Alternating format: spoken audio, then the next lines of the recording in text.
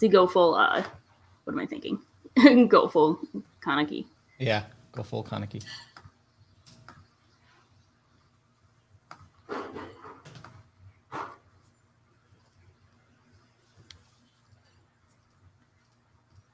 Hi, everybody.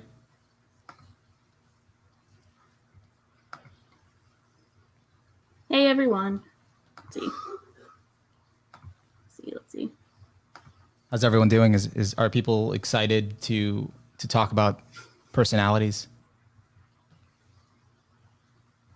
It's like the way of phrasing it, talking about personalities.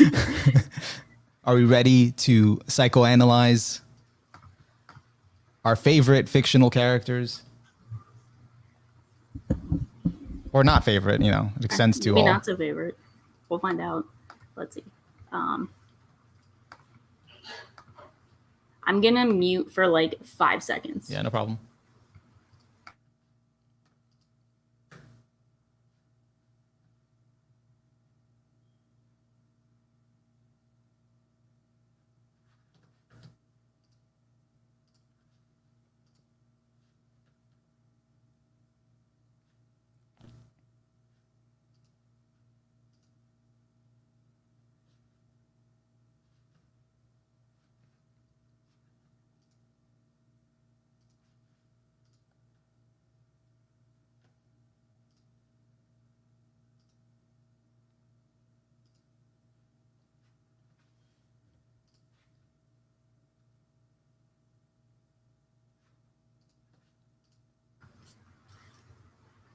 Okay.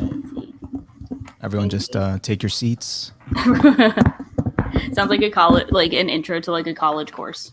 Grab your popcorn. Yeah. Take out your notebook. Make sure you brought along the matrix with all the 16 personalities listed.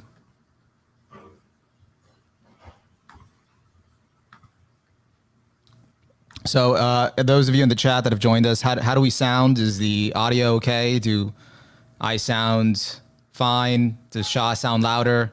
I know I have some sound in the background, but that I will not be there for the whole podcast. I have a dog on my cup. Nice. Oh, that's a cute cup. I am heavily caffeinated, everyone.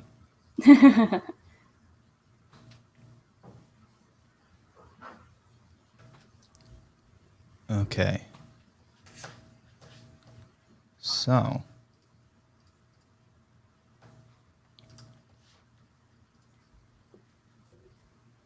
Okay. Yes, everyone will be judged severely. Yeah, it's what we're here for. That's what we're here for. We're gonna, talk about waifus mainly, but also other characters. We're inclusive here.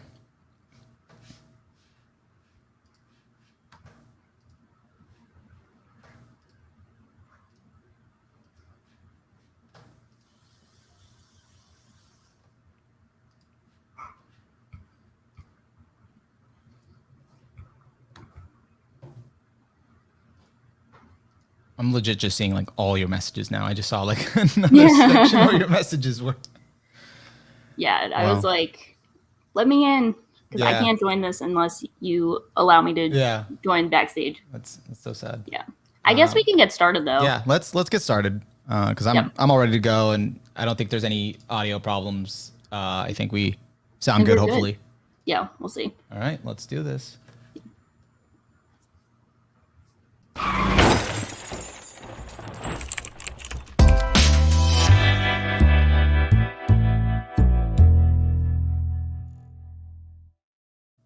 Hey everyone, welcome to the Just Sweeps podcast. I'm Onimaru, joined as always with my incredible co-host Shocking.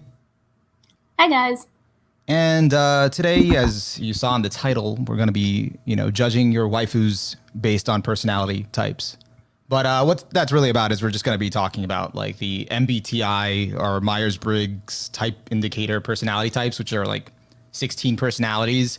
But we're going to ascribe them to our favorite fictional characters and possibly rank who we think is the pinnacle of each personality type. And if you haven't heard of MBTI before, so the 16 personality types, it's like formed from like 4 letters that make up a personality. So the letters are either intuitive, so it's extroverted or introverted. So that's E or I. Then intuitive or sensing. So then that's the next letter. And then thinking or feeling, and then judging or perceiving. And then those 4 letters make up like a personality, like according to that. And, you can like take it with like a grain of salt because like it doesn't fully capture everything in a personality, but it's interesting to look into. There's a cool site like 16personalities.com where you can like take a test and find out your own. Where we're really pulling from for this is like there's a website called personalitydatabase.com where you can just find like all these celebrities, fictional characters, anime, cartoons, Game of Thrones, whatever you're into. Yeah. And they're most likely on there. And people kind of like that are really into personality types have sort of voted on like what they think a certain character is. So that's even like not set in stone, but it's also like, based on like a majority of people that kind of know more about it, they've kind of determined, hey, this character is this. So we're going by that. And to give like a quick run through. Oh, and also for those of you that like came on yesterday and we're expecting the podcast yesterday, unfortunately we had a brief schedule shift. So we, on my end, my bad. And we had to shift it to today. So if you do like the Sunday time, let us know, if that works better. But yeah, just to give a quick run through. So the personality types are, so like I said, there's 16, and like the first 4 that I'll start with there's apparently referred to as the analysts. Oh. Yeah. Interesting. I did not know this far. Yeah, I just pulled it up on this 16 personalities website. They have a lot of like different like descriptions and names, and sometimes they're like different. They're not always the same, but they're more or less along the same, vein. I don't know. Sometimes they're a little interchangeable. Yeah. But at least for these, so we'll start off with the notorious INTJ personality type. What makes this one notorious? That's like. Well, it's like considered the mastermind. Okay. It's called either the mastermind or some call it the architect. Like, usually like the puppet masters. Yeah. So the fun, like it's like the fun, almost like antagonist one. Like there's a lot of fun, like fictional ones. There's a lot of like big brain antagonists that like are INTJs from what I've seen consistently. So to give you guys like some examples to put like some faces to the type, it's Lelouch v. Britannia. He's a poster boy for an INTJ from Code Geass. Yep. Piccolo, INTJ. Probably light. What was that? Probably light Yagami from like Death Note. Oh, actually, no, he's not. He's not. Oh, I thought he was. We'll get to him, but he's similar. Maybe he's in this row. He's in this row of analysts. Okay. I can't believe I messed that up. No, I legit thought I was going to find him in the same thing. Then there's Kurapika from Hunter x Hunter. He's also an INTJ. And then, like, surprisingly, or I guess not surprisingly, the stereotype INTJ, Gendo Ikari from Evangelion. I can see that. Yeah, he's apparently a very stereotypical. Oh, yeah, I remember hearing you talk about this, where he's, like, too, like, on the nose. Yeah. Like Kate's son. Yeah. And that's, like, there's a lot of interesting ones. I'll let you keep going, but there's a lot of continue. Ones. These are just, like, off the... just to give a brief example of just, what you can associate, who you can associate an INTJ with. There's, some that are villains, some that are main characters. They get like Sasuke, and then they get like, of course, my favorites like Kurisu, and then like, you got Tsukishima from Haikyuu, Muroim for Hunter x Hunter, soon to be taking the world by storm, Makima from Chainsaw Man. That's kind of cool. So yeah, there's just like a lot across the board, and I think it's interesting because, I guess most of them are considered really smart. Like, I guess you have to be considered really smart to be in this category, but yeah, or at least like a master like planner where you play the long game. Yeah. And like bide your time and collect information because like according to the letters, so it's introverted, intuitive, thinking and judging. So like what that all means is like they're kind of really deep thinkers, but they also gather a lot of information, like kind of like a database.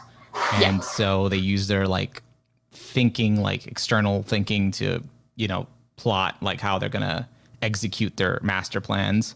And if we do want to get into the waifus, the iconic, more or less known waifus that are also intjs, I was going to save it later, but like Shah said, Kurisu from Steins Gate, Senju Gohara from Monogatari. Kaguya. Yeah, actually. Kaguya. Kaguya-sama. From Kaguya-sama. Yeah. Shinobu Kocho from Demon Slayer. The one with the butterfly. The girl with the butterfly. Yeah. Shion from Sword Art Online. Like you said, Makima. Definitely Makima. Yeah, I can see that one. And then Reina Kosaka from Sound Euphonium is what I got like for top picks. Yeah, it's interesting to see when it's more of like a grounded example like that, because it's kind of easy to see that in like an action adventure series or something where there is like a lot of like moving plot elements, so to speak, where you can see the planning happening and the masterminding. Even in like in Monogatari, you can see a lot of like some planning going on, especially in like second season. But it's cool to see that like Reina is a good example of it, where there's not really like Sound Euphonium has a plot, but there's not really a lot of like planning going on. It's just like her method of thinking and approaching things. Yeah. So is Kaiki. He's an INTJ. But, he is one of the waifus in that. And he is one of the waifus. So that's why I bring him up. He's an INTJ. So if you weren't sold already, sold now. Yeah. There you go. They got some good ones, man. They got some good ones. And we will pit them against each other later on in this episode. Hopefully everyone's keeping score. Because we kind of are, but not really. We're sort of keeping score, And you guys, if there's anyone in the chat like that you want to like us to look up their personality type, we can also mention that too. Yeah, that's a good one. Yeah. Yeah, and then continuing down the analyst line, there's the INTP, which is more of a thinker and comes up with better like theoretical theories. Let me just read the actual description. Yeah. Innovative inventors with an unquenchable thirst for knowledge. So examples of that are L from Death Note, Killua from Hunter x Hunter, Zeke Yeager from Attack on Titan, because he's interesting. Senku from Dr. Stone, and Sho Tucker from Full Metal Alchemist. Who would not want that in their category? I saw some interesting ones when I was looking up my favorites. This one is kind of all over the place, like in a really like in a way I didn't expect. So like there's also like Ishigami from Kaguya-sama, Gintoki from Gintama, C2 from Code Geass, and then like Kenma from Haikyuu. So I feel like I would never have expected some of these characters to be put together at all. Yeah, that's the super interesting thing that why I wanted to put like all these different characters together, because then you just see like the connections. Like you'll get some that are like totally like good people, and then others that are like antagonists or villains or just seem completely out there, but they at their core they sort of fit like this mold. Like you said, C2 from Code Geass. I got Beatrice or Betty from ReZero. Shiro from No Game No Life. Froppy from My Hero Academia, Frog Girl. And Peak from Attack on Titan. Yeah, I don't see a lot of connection between a lot of these. It's like very, like, I don't know. It's a very interesting one. I don't even know, like, I'm not sure what to truly identify it as. It just seems so like, it does seem like a mishmash, so to speak. I feel like all the characters though in here are like thinkers, where they come up with like theories and like applications of like, I don't know, like not in like the same way, like obviously Killua does it differently, but he has some high level thinking going on. Definitely L, definitely Senku, Zeke. I don't know what show was on, but he did some stuff. He did have some thinking. He did some innovative stuff. Yeah. If we don't count morals into it. But what do you think is like the main difference between this one and the previous one we talked about? Oh, between the INTP and the INTJ? Yeah. So the difference is like like I don't know, like on just going off of the description Yeah. or the letters, the intj is again more of like a mastermind, so they like have more of a rigid like structure and can see more long term and build like their plans towards that, whereas an intp is like less organized and more spontaneous, and they don't like to commit as much, but they are like more in their heads, so Yeah. they're more taken by like the theories that they come up with, and they can kind of like Think on their feet a bit more. yeah, and like see probably a little more insight, like make a lot more theoretical connections than like an INTJ, but like probably won't like rule an empire. Not that it's not possible, but like, you know, an INTJ could probably do that single-handedly, where an INTP probably, you know, might, you know, not be into that. Or Yeah, because I don't see a lot of like megalomaniac goals in these guys compared to like the first one, where you see a lot of like a lot of, you know, Lelouch is like a leader. You got a lot of like, they are those kind of like general leaders who are like playing the, you know, 13D chess, whereas these guys feel like a lot more like individual people who are smart and doing things on their own terms. Yeah. Yeah. And also, disclaimer, I'm not an expert in this. I just happen to fall into a deep rabbit hole where I know a little more too much than I'd care to admit. But definitely, if there's anyone in the chat that's more of a personality otaku, you know, feel free to correct me or enlighten me. We got someone in the comments already mentioning Enneagram. So Enneagram type 9 INTPs are kind of different from type 5 ones. Yeah. So that's mostly where you can see the difference between some of these, like Peak being a 9 and Zeke being a type 5. I was just trying to avoid to get into Enneagram, because that's like a whole, like you could use both in tandem together, but it's like, it's a whole other thing. Yeah. But yeah, that does account for some of the difference, because to sum it up briefly, Enneagram has to do more with their core fears or their core drives. So that kind of affects how like they express, you know, their personality. And so let's move on to the ENTJ. So this is actually where Light Yagami is. Okay. I did not see that coming as much. Yeah. So he's like pretty similar to an INTJ, but he's like on a surface level more extroverted, and like on a functional level prioritizes more like efficiency and getting things done. But Wait, also, sorry, like, can you read it again? oh, sorry. Let me just read the description. Wait, the letters again, because I think you went back one. I'm not sure. No, I went to ENTJ. ENTJ. Okay, I heard I. I just said it's similar to INTJ. Okay. Yeah. Like they're kind of similar. So ENTJ is like, they're called either I have one thing on my 3x3. It says they call them the field marshal. And then on this 16 personalities, it calls them the commander. So it's like bold, imaginative, and strong-willed leaders, always finding a way or making one.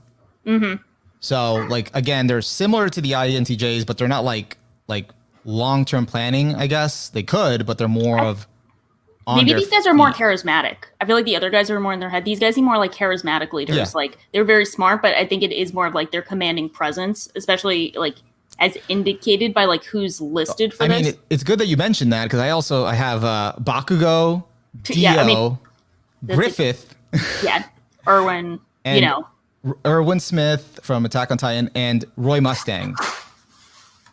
So those are some pretty telling examples of leaders.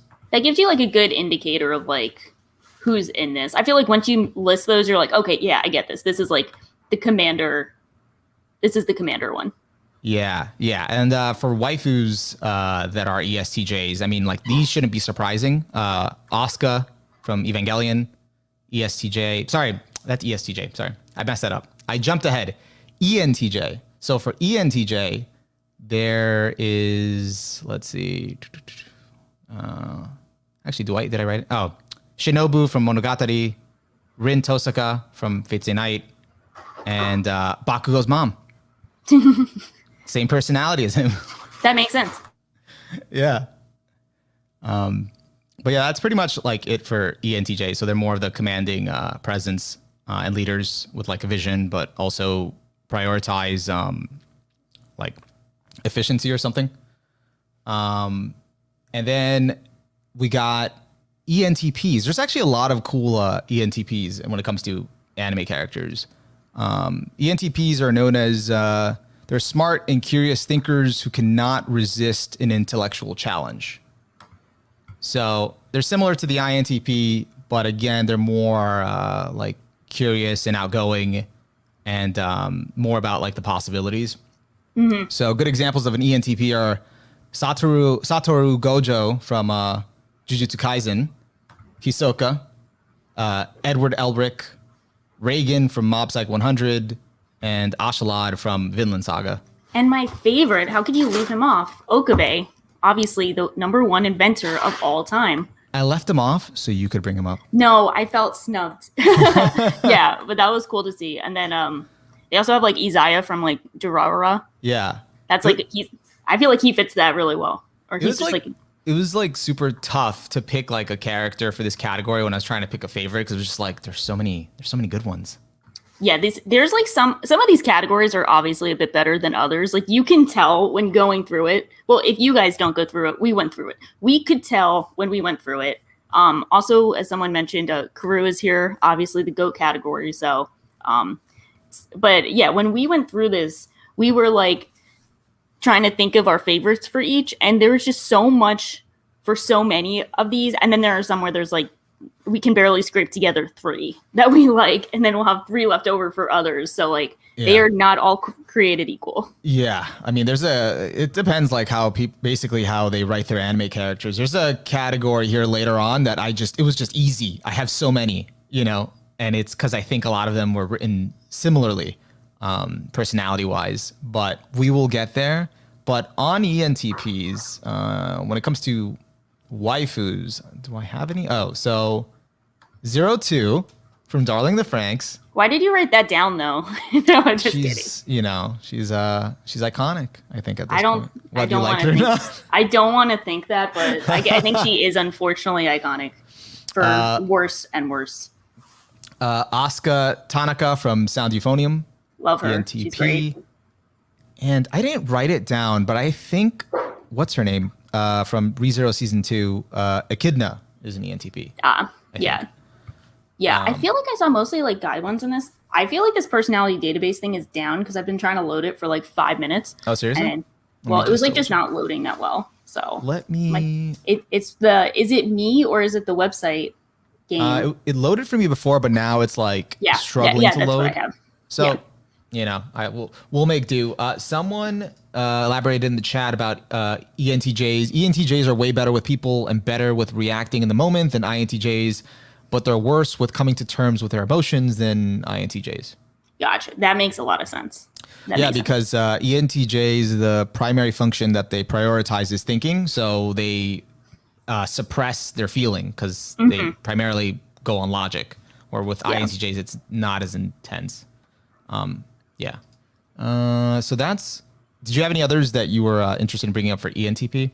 No, I think we pretty much got all of them. I think most of the standout ones that we've noticed were like male characters, so they can be waifus in and of themselves. But we didn't think of that many. I also have P2 from Hunter x Hunter. Maybe that's a notable example for some people. That's true too. Yeah. Yeah. P2. So that's the only other one I had that we didn't mention. It seems like another cool one. So it's a cool one. I had a lot left over when I was making. I guess I'll reveal that to everyone later. But so that is a very cool one. Keep that keep in mind the characters we've mentioned, guys, because we will have you pick among them. Yeah, among us. Someone asked, Randon Lewis asked in the chat, what's ENTP? I think I said it, but let me just repeat it again. Oh yeah, because I don't know if you said like inventor, right? Oh, I'm sorry. So it's called the debater. Interesting. Smart and curious thinkers who cannot resist an intellectual challenge. The letters stand for extroverted, intuitive, thinking, and perceiving. So they're more spontaneous, love to use their wit. They're very charismatic.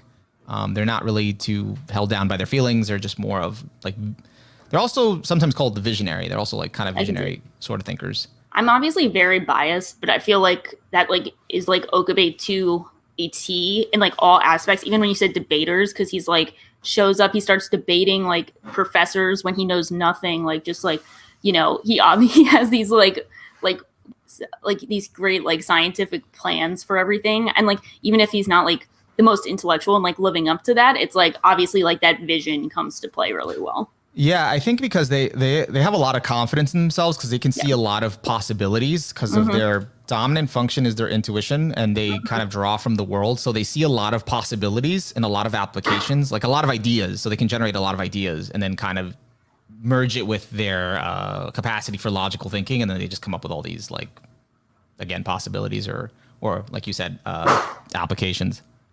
It's funny. Everyone in chat is confirming that the site is lagging a lot too. So I just love to believe that our like 18 followers or who are watching are like tagging along with us while looking at it, and the site is crashing from like 20 people on it at once. Like that's just the vision I Listen, have. we got you guys covered. You can always check it later. I basically took all the highlights that I found of each personality type. I got them all here.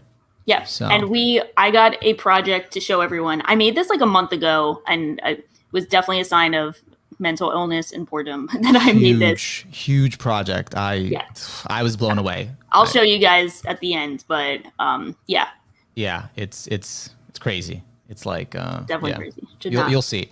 You'll see. So, and unfortunately, the audio listeners won't see, but we'll describe it in detail. More incentive for everyone to watch our stream. Yeah, definitely join the stream.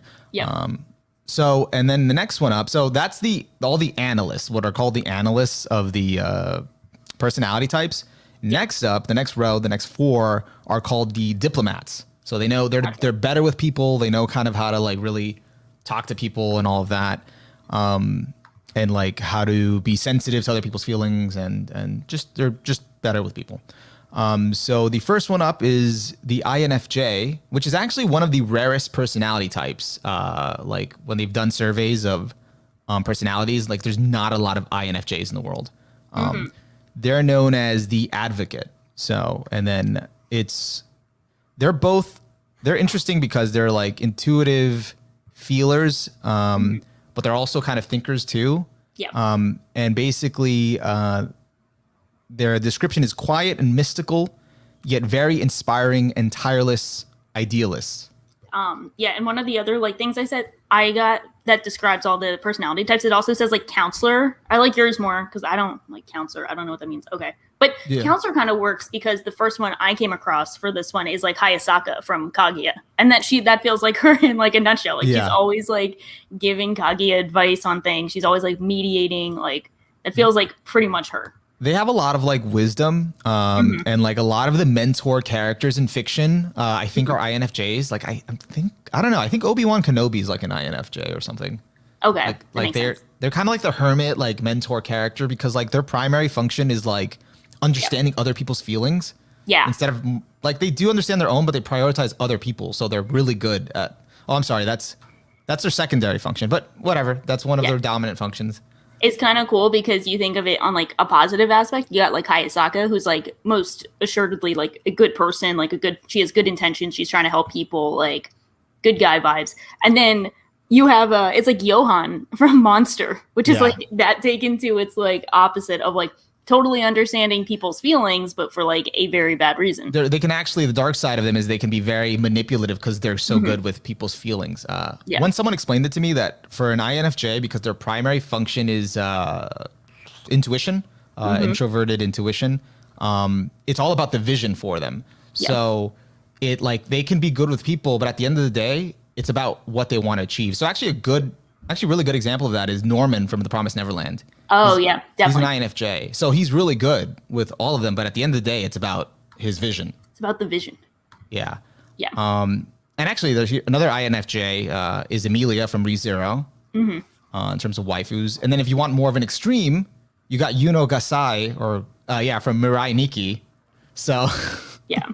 And then I think they have a bit more like moderate ones. Like you got Akane from Psychopaths and then Kumiko from Hibike Euphonium. So get them like kind of all over. And it's weird because I don't feel like someone like Kumiko, I don't think she has much of a like overall vision, but she does like mediate feelings well. Like the role she plays in the series is like mediating between all the characters. Like she's very much like a witness and like she has like meaningful interactions with everyone that helps like, Yeah, I was always surprised. Like I was surprised to see Kumiko as an INFJ because like I get like that part of her where she's good with understanding people's feelings, but she always kind of didn't seem like she had a vision or a drive, or she just kind of seemed very apathetic. So that's what's interesting about what you said about how they're more likely good with other people's feelings than their own, and that's like super fitting for her because until the end of season 2, they don't really or at least like end of season 1, definitely end of season 2. Like she's not even super aware of what her own feelings are, but then she's kind of like there for other people figuring out their own feelings. Yeah, exactly. Like she helped Asuka so much after just reaching out to her. Yeah. And she was the only one who could help Asuka, which is interesting. Yeah. Yeah, she has a gift. To answer someone in the chat, I was going to get to this. Crollo Lucifer is an INFJ from Hunter x Hunter. So is Deku. And so is Kaoru Nagisa from Evangelion. That's why he's that advocate, or that, he helps Shinji so much. Yeah, sorry. I was also going to say Armin from Attack on Titan. Everyone would know that one. So yeah. And also, interesting example, Kiritsugu from Fate Zero. Oh, I could see that. That makes sense. He's got the vision. He's got to make the vision happen. He's got the vision. So is like Grisha from Attack on Titan. A lot of the like Attack on Titan ones make sense. I feel like they show theirs really well. You're like, oh yeah, Attack on Titan. I get it. Yeah, it's them to a T. Yeah. All right. So did I have any other INFJs? I think I covered all the top ones that I was familiar with. Yeah. Yeah, and Hayasaka is best girl, but they don't need to say that in the dub, though.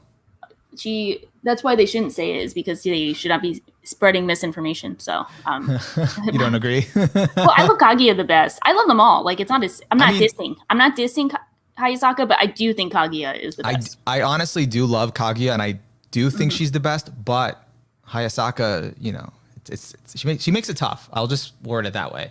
Yeah, I love all of the Kaguya characters, so I could see going either way. I just think Kaguya is too perfect, too dominant. Yeah. I got to read the manga. I think, it's one of those cool situations where it's not like you'll read the manga and like completely change your mind. You'll just probably love them more. So it's a good situation. Yeah. Yeah. And then, so that's kind of it for like really well-known INFJs. And then moving on to INFPs.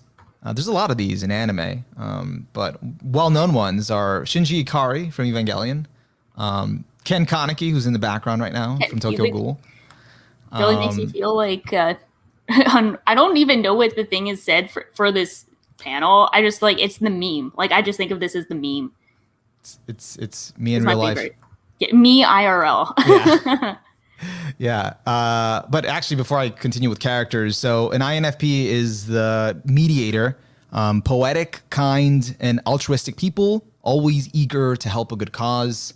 And a lot of times they make for like many like anime protagonists because they're sort of like reluctant, but they kind of like, they make good like reluctant heroes. Another example of this, even though he's not a main protagonist, well, he's one of them, is Alphonse Elric.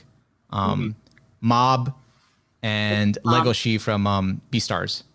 Yeah, so these actually happen to have, I don't know how it avoids it somehow, but these are all of my favorite, like shy kind of like withdrawn main characters that have like maybe some like inferiority complexes, but they might not have the most like dynamic personalities, but I think it works out really well for them. They're like the interesting shy characters. Yeah, and they're also sort of very like, they're very, very artistic, very creative, but they're also sort of pretty like emotionally tormented. So like someone pointed out in the chat, the image in the background is very fitting of an INFP and how they feel on the inside. Because INFPs, their main function is, what is it called? Internal feeling or something. So they feel things very deeply. Another example in this line is Homura from Madoka. Yep. She's an INFP. Yeah, she's probably our like number one waifu. And then you got like Celti, you got Nadeko. That's an interesting one. Nadeko. I thought Nadeko was something else. I don't think so. I will double check. She made my list. If you read the comments through Personality Database, it's like a whole debate on what she is. Yeah, that makes sense. But well, she's very, there are many sides to her. Is she INFP? INFP, is that what we're at? Yeah, INFP is what the website says, so I went with that. But, there's like many sides to her, so you could see one side being one thing and the other side being another, so. Yeah. Yeah. And then the other one is, if you're into quintessential quintuplets and you're a big Miku fan, I do Miku like Miku. Nakano is an INFP. Pretty. Who's your quintuplet pick? Uh, I won't judge you. I stand by what I said in my quintuplets video a long time ago. Anyone but Itsuki. Anyone but the one. That's so funny. Do you not? Why don't you like her? I don't know. She's just boring to me. She just keeps eating. She just Yeah, keeps eating. she just keeps eating. It's like, all right, You whatever. gotta understand that like having eating as her personality trait is so like 5 years ago. Yeah, like, it's played out. But I think like I did read the manga, and Nino became really awesome in the manga. So I know. she's Yeah, Nino is probably the best by the top end. pick. Top Yeah, pick. you gotta love the ribbons too. Ribbons Yeah. are cool. Especially when she gets the short hair, which is no longer a spoiler because I think season 2 came out. So. Yeah, I feel like in general, I'm very respectful of spoilers, but I don't think we have to worry about haircuts. I think we can just like say people get a haircut. Are you sure? I think so. Yeah, I think that's gonna be a hill I die on. Is that we don't need to spoiler tag haircuts. Chat, I want you guys to weigh in. Weigh in on the haircut. Haircut a spoiler? As long as you don't mention the circumstances. If you just say, "Hey, they get a haircut," But is normally that a it's spoiler? assumed when a woman cuts her hair, that's a turning point. Yeah. So Exactly. It's so funny you're describing this personality type, and I'm just looking at the picture of Yuki from Mirai Nikki as they're like, they're very like complicated artistic people, and I'm looking and I'm like, it's the motherfucker from Mirai Nikki. I cannot take this seriously. I was like, Jesus Christ. and a little more quirky, Megumin from Konosuba is an INFP. So that's a more, quirky example. Less emotionally tormented. Yeah. As I would assume. Yeah, so they're like very like compassionate characters as well. As by way of all the examples. Yeah. Sorry, I just saw my 3x3 of it, and you can see like Tenma from Monster, the main character, and then I also have so it might be a lesser known pick for some people, but Mochizo from Tamako, and he pretty much gets a much bigger role in Tamako love story, but it definitely makes sense. He's like a very like sensitive, emotional person, and like he kind of takes on the emotional like, I'm not gonna say he carries the emotions of the series, but like he definitely expresses his emotions a lot and is like the emotional backbone of the series. Yeah. Well, the movie for half of it. Yeah, Yeah. whatever. Close enough. He's good. Yeah, that's a good example. Yeah. Have you seen Tamako? Tamako love story? Yeah. No. Or Market? No, I haven't. Oh, cool. It's a really cute one. I like it a lot. I think it's really it's like it's a fun time. Isn't it like sort of polarizing? Well, the movie or the TV show? Because the I don't know, movie I is felt not like polarizing. The TV show. The TV show kind of is of like, I would say, I think I was kind of harsh on it, but in like, not the meanest way possible. I think the TV show is kind of like a decent slice of life, decent, cute girl doing cute things slice of life, but it has a lot of cool like emotional beats, and the characters are pretty good. And then the movie is like kind of picks up on a lot of that and takes it up to another level. And the movie is really great. Like the movie is possibly my favorite, like standard animated love story, none of the like, and by standard, I mean, it's not like the super edgy, like, you don't have to justify it as like, this is so realistic, people getting their hearts broken. It's just cute and fun, and they execute it really well. So I would recommend watching the TV show and the movie. And I think it's a fun, wholesome time. Goes together. It's a package deal, so I gotta experience both. I mean, I have so much stuff on my plan to watch list. I can only say, I'll get to it someday. I know what you mean. But I will move it up because you gave it that cosign. I think it'll be good as like a like if you're want a chill show and then like a wholesome movie. That's the selling point I have. But my friend like Tay, he loves Tamako. That's like his profile is like the Tamako. So. Oh, okay. I think I've seen that. Okay. Yeah. And then moving on, next one in the diplomat line is, and guys in the chat, if you guys want me to run a little quicker through this, let me know. I can just kind of run through all the examples, and then we can just talk about waifus and argue about them. But next one is ENFJ, which their title is the protagonist. They're charismatic and inspiring leaders, able to mesmerize their listeners. And fitting examples of this are Tanjiro, All Might, Oikawa from Haikyuu, Maze Hughes from Fullmetal Alchemist, and just to even it out, Teruki Hanazawa from Mob Psycho 100.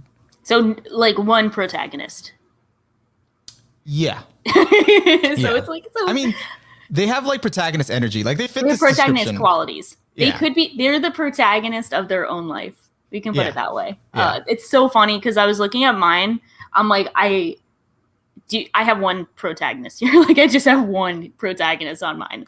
But it's like a cool, like, you also might know, well, I know Daichi, he's got like protagonist energy, and then they got like Grimmer, they have who's like Haiji from Run with the Wind, Nazca. I guess I have two protagonists. So yeah, and then Oigawa, where you're like, I feel like they have a lot of like likable, charismatic traits where you're like, you look up to them almost as if they're like, these are kind of like the mentors who probably were a protagonist at some point, but now they're so charismatic that you like look up to them. Yeah. Yeah. Like they're too high up there. It's All Might, you know, it's like the pinnacle. Yeah, like on mine I have it describes it as the teacher. I feel like that's really fitting too. Okay. Yeah, I think that makes sense too. Yeah. Because let's see, I have it. Yeah, I also have it as a teacher. Okay, so either protagonist if they're actually the protagonist, or teacher if they're not. Yeah. You know, and then a few others that are more interesting because they have a little bit. Their vibes are a little different. I have, well, not her specifically, but I have Mami from Madoka, who is the teacher. So that's fitting. Teacher. I got Ichika Nakano, who from Quintuplets, who you know most consider a devious snake. But, you know, she has her charming points. But for good, maybe, I don't know about good reason, but I'll just say, you know. Twisted reasons. Yeah. Then we have Darkness from Konosuba, enfj. And then we have another Mami from Rent a Girlfriend. She's, I don't like this one she's pretty controversial, so. Yeah. It also has Alice from Shokugeki, my girl. Yeah. Love Alice. Our girl. We love Alice. I love Alice. I have her next. You know, she's right there. Oh, she's there. So yeah, that's kind of cool. I don't know if she takes on that role that much, but that's kind of cool. Yeah, like she's definitely not a protagonist, and she definitely doesn't feel like a teacher, but she's just cool on the side. Yeah, we wish she was a protagonist, honestly. And in the chat, we also have someone mentioning Jonathan Joestar is the ENFJ poster boy. Which makes sense. Yeah, he's got that, like, he is the, like, old school main character vibe. Yeah, and their primary function is, like, relating to like other people's feelings, so they're more aware of the community and like what's like kind of going on with other people. And then the last in the diplomat line is the ENFP, the campaigner, or another name for it is the champion. Or another name is the Just Weeps podcast, because we both have that personality type.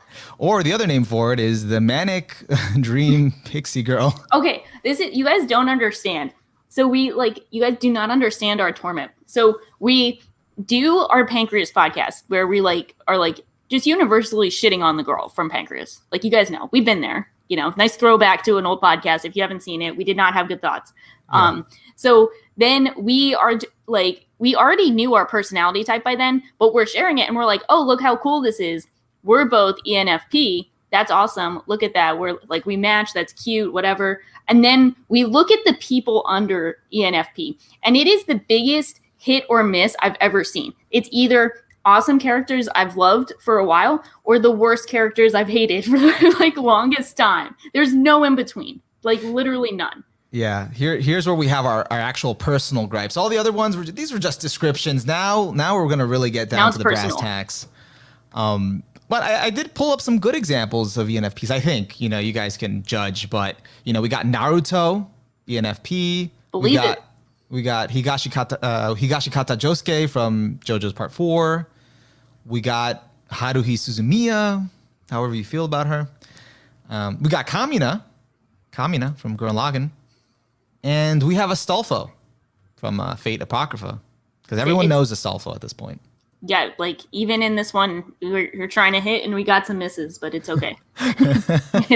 We'll probably have that for both of us. We'll be naming them, and it's in the process, hit or misses across the board. Yeah, I mean, the ENFP, enthusiastic, creative, and sociable free spirits who can always find a reason to smile. That's the description. For the waifus, again, I think this is another hit or miss here. We got Holo from Spice and Wolf. I think that's a hit. Kaori Miyazono from Your Lie in April. She kind of fits that manic dream pixie girl vibe. She gets that criticism a lot. I'm kind of mixed feelings on that, but it's not my hill to die on, so I'll let it be. Yeah, I mean, like, I'd take her over Pancreas Girl. So. Well, yeah, I would also take Your Lie in April over Pancreas. Yeah, exactly. You got there are levels to it. Yeah, we went in more detail about this on that podcast, but you are kind of missing the best one from this so far, which is Misato from Neon Genesis Evangelion. I was getting to her. We're trying to save the best for last, and I was like, no more of this. She is the last one on my no. ENFP list here. I messed it up. I do have, and maybe you don't feel like she's worthy of it, but Mako I love her. Mako from Kill la Kill. She's my favorite. She's my favorite from Kill la Kill. Yeah, she's my favorite. And then we also got some cool ones just in general. These are these are people I've heard hit or miss things on from others that I love. We got Yui from K-On! You got Chika from Kaguya. You got Uru Chitanda from Kyoka. Love her. Got my best. I better not hear any disagreements on this one. You got Sakura Kinimoto, the best magical girl of all time. Quintessential magical girl series. I will not be having a discussion on that. It is a fact. I saw this funny tweet that I'm going to reference now. I am not here for discourse. I am right. And that's how I feel about her. You can't actually say that on a podcast where you're discussing things. But when it comes to Sakura and any potential dissenters, I draw the line. Also another magical girl. Remember Kiki from Kiki's Delivery Service? Kiki, yeah. I do have to, unfortunately, even though Misato is awesome, I do have to put an asterisk on her because, as someone pointed out in the chat, she is sus. She is kind of sus. If you pay attention, 100% sus. I've been calling that out for a while about how sus she is, and I think a lot of people kind of just overlook it because she's hot. But she's 100% sus. But name me a Neon Genesis Evangelion character who is not sus. They wouldn't be in the cast. Exactly. Gendo himself, just sus. He's never done a non-sus thing in his life. Everything about his life is sus. And it's funny because I never picked up on that thing about Misato until my rewatch 2 years ago. And I was paying close attention to episode 24. And I was like, wait, no. And I was like, okay, so it's not just me because I haven't seen it in a bit, but I still remember her being sus. So I'm glad you can back me up on this. Oh, no. Oh, no, it's sus. Yeah. It's so sus. And it's not even the end of Ava scene. It's the episode 24 scene where she's like, hey, if you want to. And it's like, I'm sad. What? She's like, I'm sad. Let's see what's up. Yeah. So, awesome with an asterisk. Yeah. But we respect it because that's it wouldn't be Neon Genesis Evangelion if it wasn't awesome with an asterisk and it's here are their mental problems. Yeah, exactly. Yeah, it fits. It fits. Everyone's got their issues and their sins and their mistakes. It would not be the cast it is without that. I respect it. And here's a miss, maybe, Hestia from Danmachi. Maybe that's a hot take from I think it's a miss. Is that a miss? I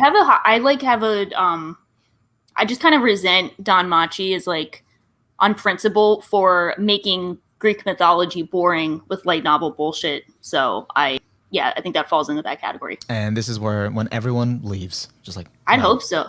Bye. I don't want... But I am not here for discourse. I am right. Just kidding. I can't say that. if this was the Thirst cast, it wouldn't be a miss, but unfortunately it's not. So, I think Hestia is very 2014. I think people have moved on and they will agree with us. Yeah. I think we'll find out. Yeah. And that's all I got for, notable ENFPs. So you're trying to get the, so by the way, for other, sad girls in the sad shows, we got Menma from Anohana. Literally all of them are essentially here. So she's here too, unfortunately, but I think there's more that I don't care about, but here's a good one that I do care about. We got. Did you ever see Wotakoi? Love is Hard for an yeah. Love that show. So love me too. I love that too. So Narumi, the main girl in that, she's in that. That's kind of cool. Mm-hmm. And then I also have.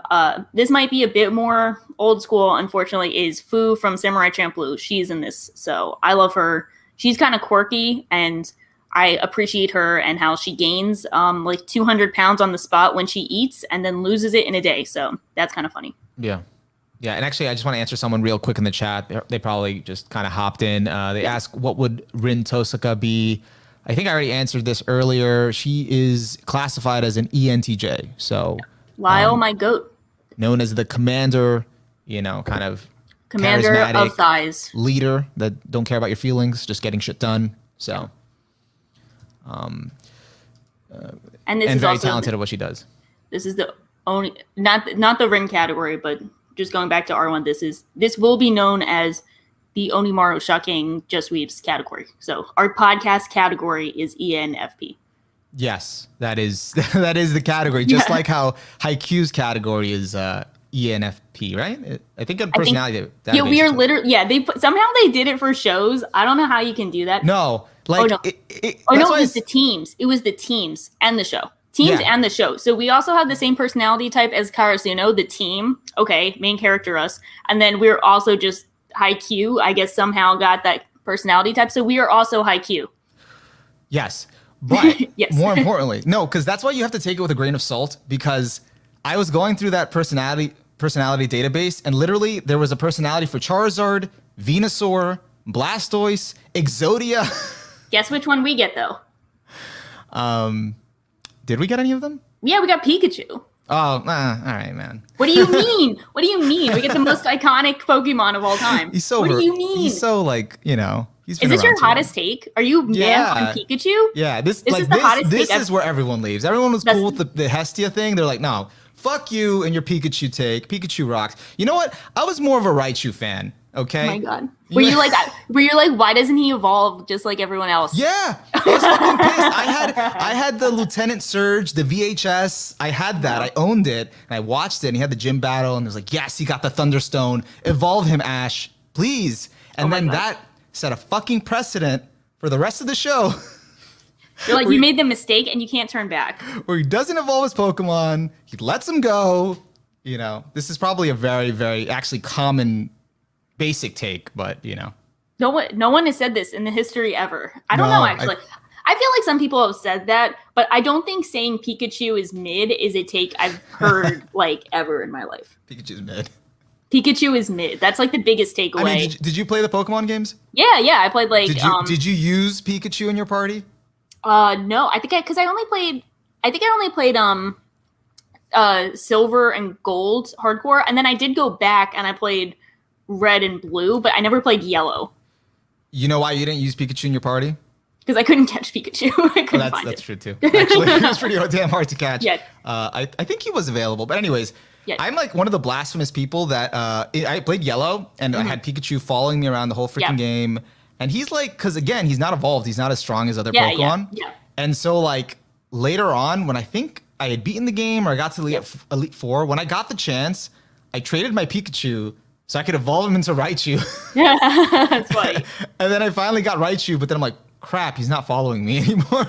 Yeah, oh, that's the sad part. I think, but yeah, that makes sense if you're playing it from like the game point of view. Like having Pikachu is not much of a tactical advantage. It's like not kind of it. But I mean, as a character in the TV show, as an icon, I love Pikachu. Listen, Pikachu is the manic pixie dream girl of Pokemon. I'm leaving the podcast right now. I'm leaving the podcast. I cannot believe you said that. How dare you put him on the same level of those, like, we already had the Pancreas podcast. How dare you? They stand where he stood. Listen, we banded together to take on our foes for that podcast. We shat on it together, but now we need to balance things out. We need to cause a rift. We haven't had a showdown in a while, so we need a showdown. It's like Pikachu showdown. Pikachu showdown. I don't even know if I felt strongly about Pikachu before this, but now I'm a Pikachu champion.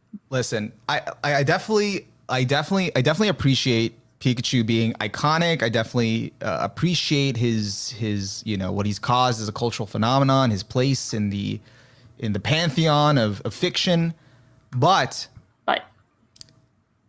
kind of the manic pixie dream girl. It's so mean. It's so mean. But hey, there's levels. There's like, there's levels. It's not like Pancreas. He's not girl. Is he like a Yearline April manic pixie dream girl, or is he like Anohana? Like Yearline April. Like he's like a Yearline April. It's more like I don't like objectively think Pikachu's bad, because it's really just I don't It's just personal preference. It's like, No, he's all right. no, do it. Say objectively bad. You're like, I played the game. He did not help me beat the Elite Four. Take that stand. He's objectively bad. I'm sorry. We're gonna have to have a Pokemon. Four people dropped. That's it. The hottest so take this dumb. year. They're so done. They're like, no, flip the table. Yeah. We'll have to do a Pokemon podcast and discuss it because I'm not like a Pokemon expert. I'm kind of a fake fan, but I do like know a decent amount to like have a discussion. You just got to play the games. I've played a decent amount. I haven't played most of them. I do have the Switch. I played Sword. I played Sword. That's good enough. Shield. Yeah, I played that one. I get the complaints, but I don't care that much. So it was fun. I enjoyed it. I actually don't have many complaints about it. I get like yeah. I just played it and I had fun. That's the biggest thing is I would play all the Pokemon games if I could get them all on the Switch right now. I would play all of them. I'll battle you. Okay, yeah. Can we stream that? Like just like I have a team ready. So you're been ready. You're like so next week. Yeah, before COVID, me and my friends like had this like one friend brought up like let's do this like Pokemon tournament style showdown. Unfortunately, it didn't end up like going well because no one like made their teams except one other friend. So we just ended up like doing like a showdown on my friend's birthday, and we just like built our teams over 2 months and we just duked it out.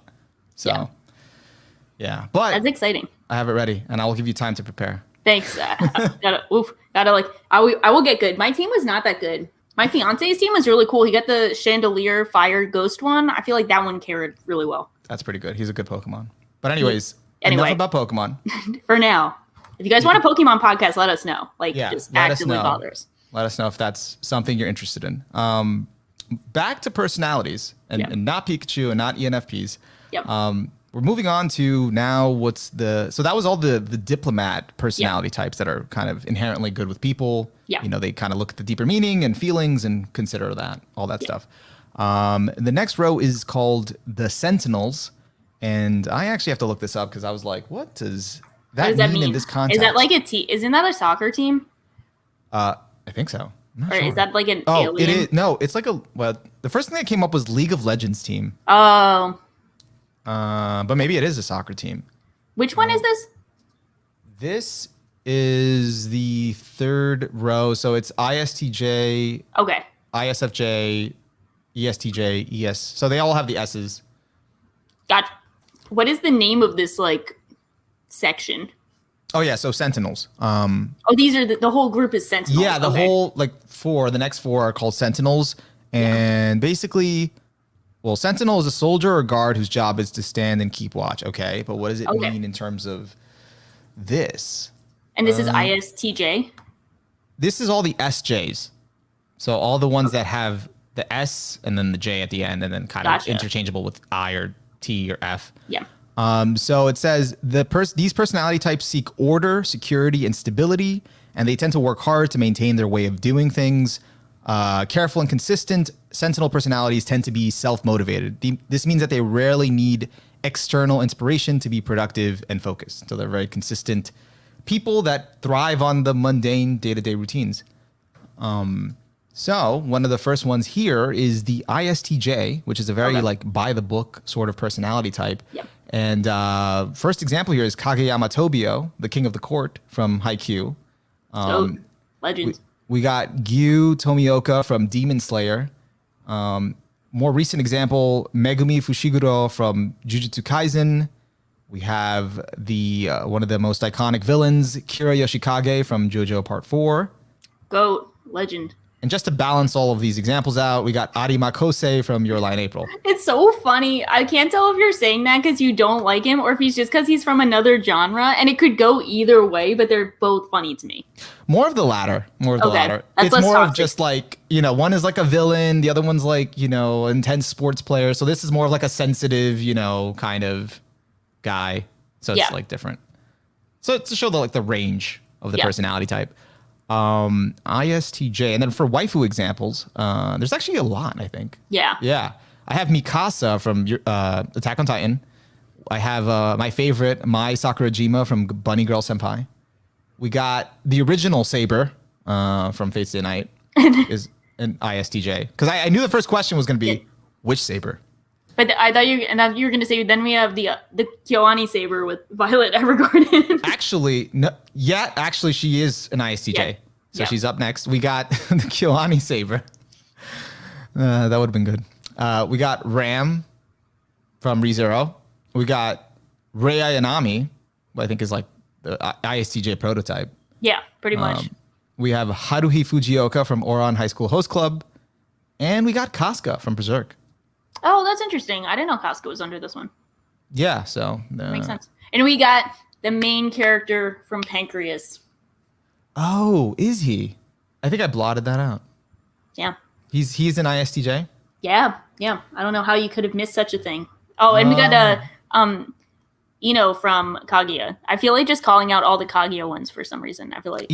I mean, I was tempted to. I almost did, and I was just trying to be like, maybe I won't do all of them. Yeah. But, I mean, Ino is actually a pretty good example because she's like literally by the book.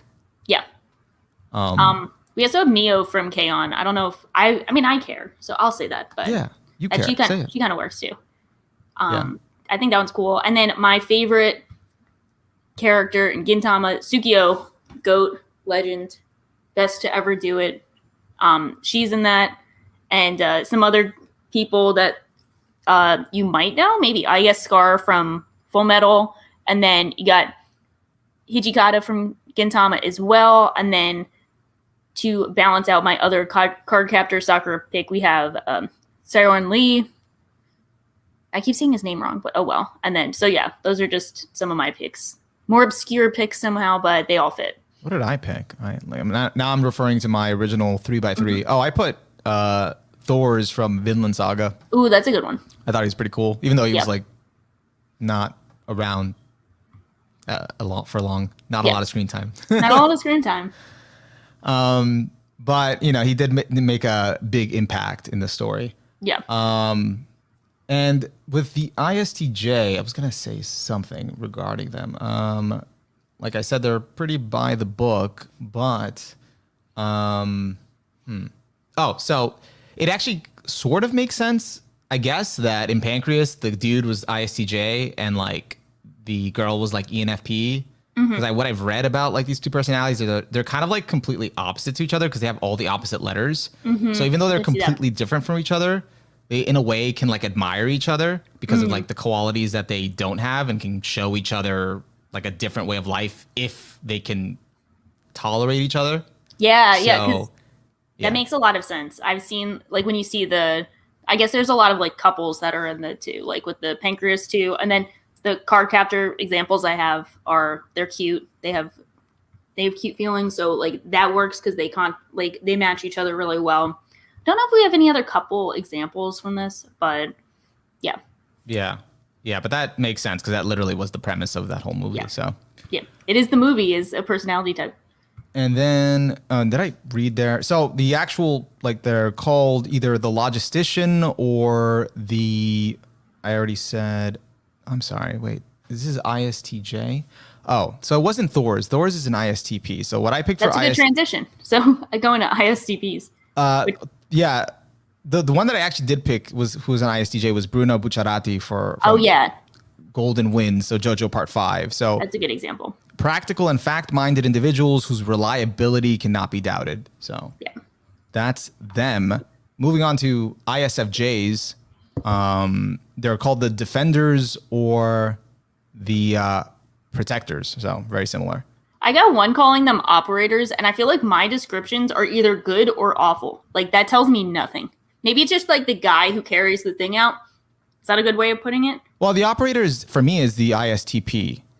That's the ISTP. Which one are we? We're the ISFJ. So, because we're on the Sentinels, they all have S and J. Oh, yeah. I was looking at the wrong one. Okay. No, it's okay. That was the wrong one. Sorry, guys. We're mixing it up. It gets confusing. We're mixing. So we're ISFJ now. Yeah. The protectors. So, okay. Yeah. Okay. I have the weirdest group of people for this. What do you have for this? This is weird. All right. So, I think I picked, I guess, good examples. I don't know. Please help me out. It's like, So these are the guys first. So Suzaku from Code Geass, Caesar from JoJo's Bizarre Adventure Part 2. Yeah. Ryuji from Toradora. Yeah. Was the main guy. Krillin who's pretty iconic from Dragon Yeah. Ball Z, and Ippo Makunouchi from Hajime no Ippo. Okay. That's for guys, and then for girls, I have a lot, so you can go Yeah, there's first. a lot of females for this one. Yeah, go ahead. All right, I have Rem, who a everyone good- should know. That's like a really good example for this one. You know, like this one's the protector. Like I feel like Rem spends a lot of her time protecting Subaru. Like that's a good example. Yeah, like they're very dedicated and warm protectors, always ready to defend their loved ones. And in terms of like, because I once looked up like which personality types like to analyze like stuff, like the ones that like fall under the realm of don't like to analyze much at all are like the ISFJs. Like they prefer to like live their daily life, be with their loved ones, and kind of, you know, stick to those things and not really like look deeper into things. Yeah. And Rem is from ReZero, if anyone isn't familiar. Yeah.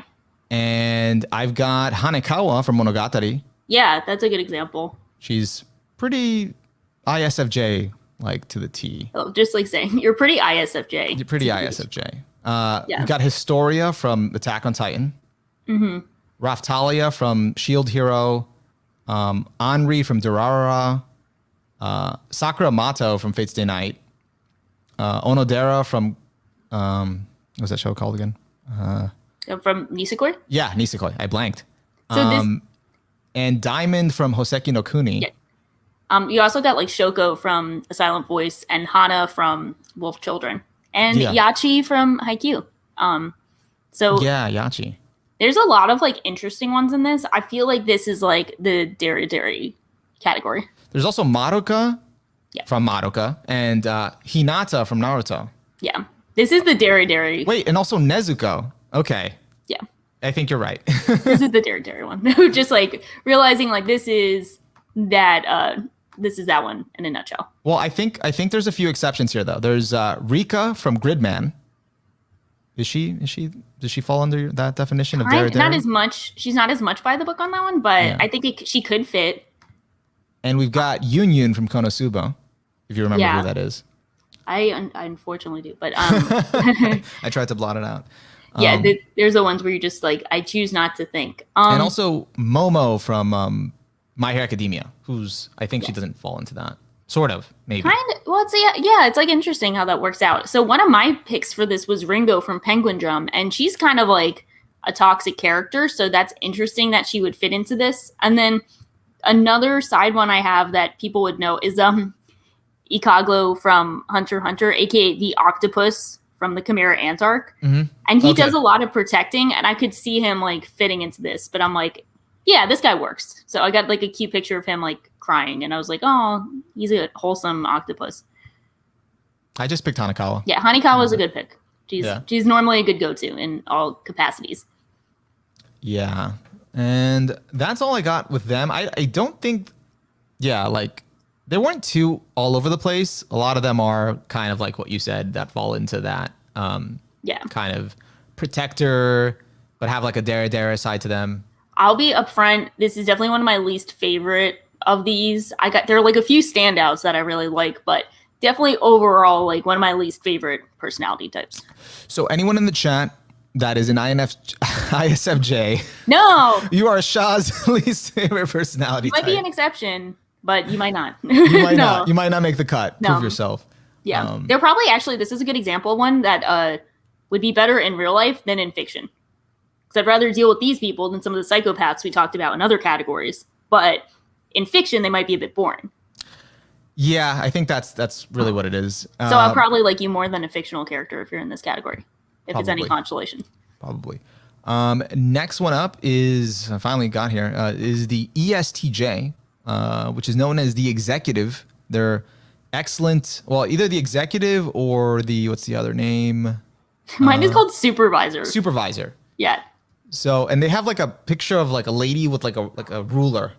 So it's like a teacher or something? Yeah, kind of like a supervisor, I guess, like kind of laying it down. Laying down the law.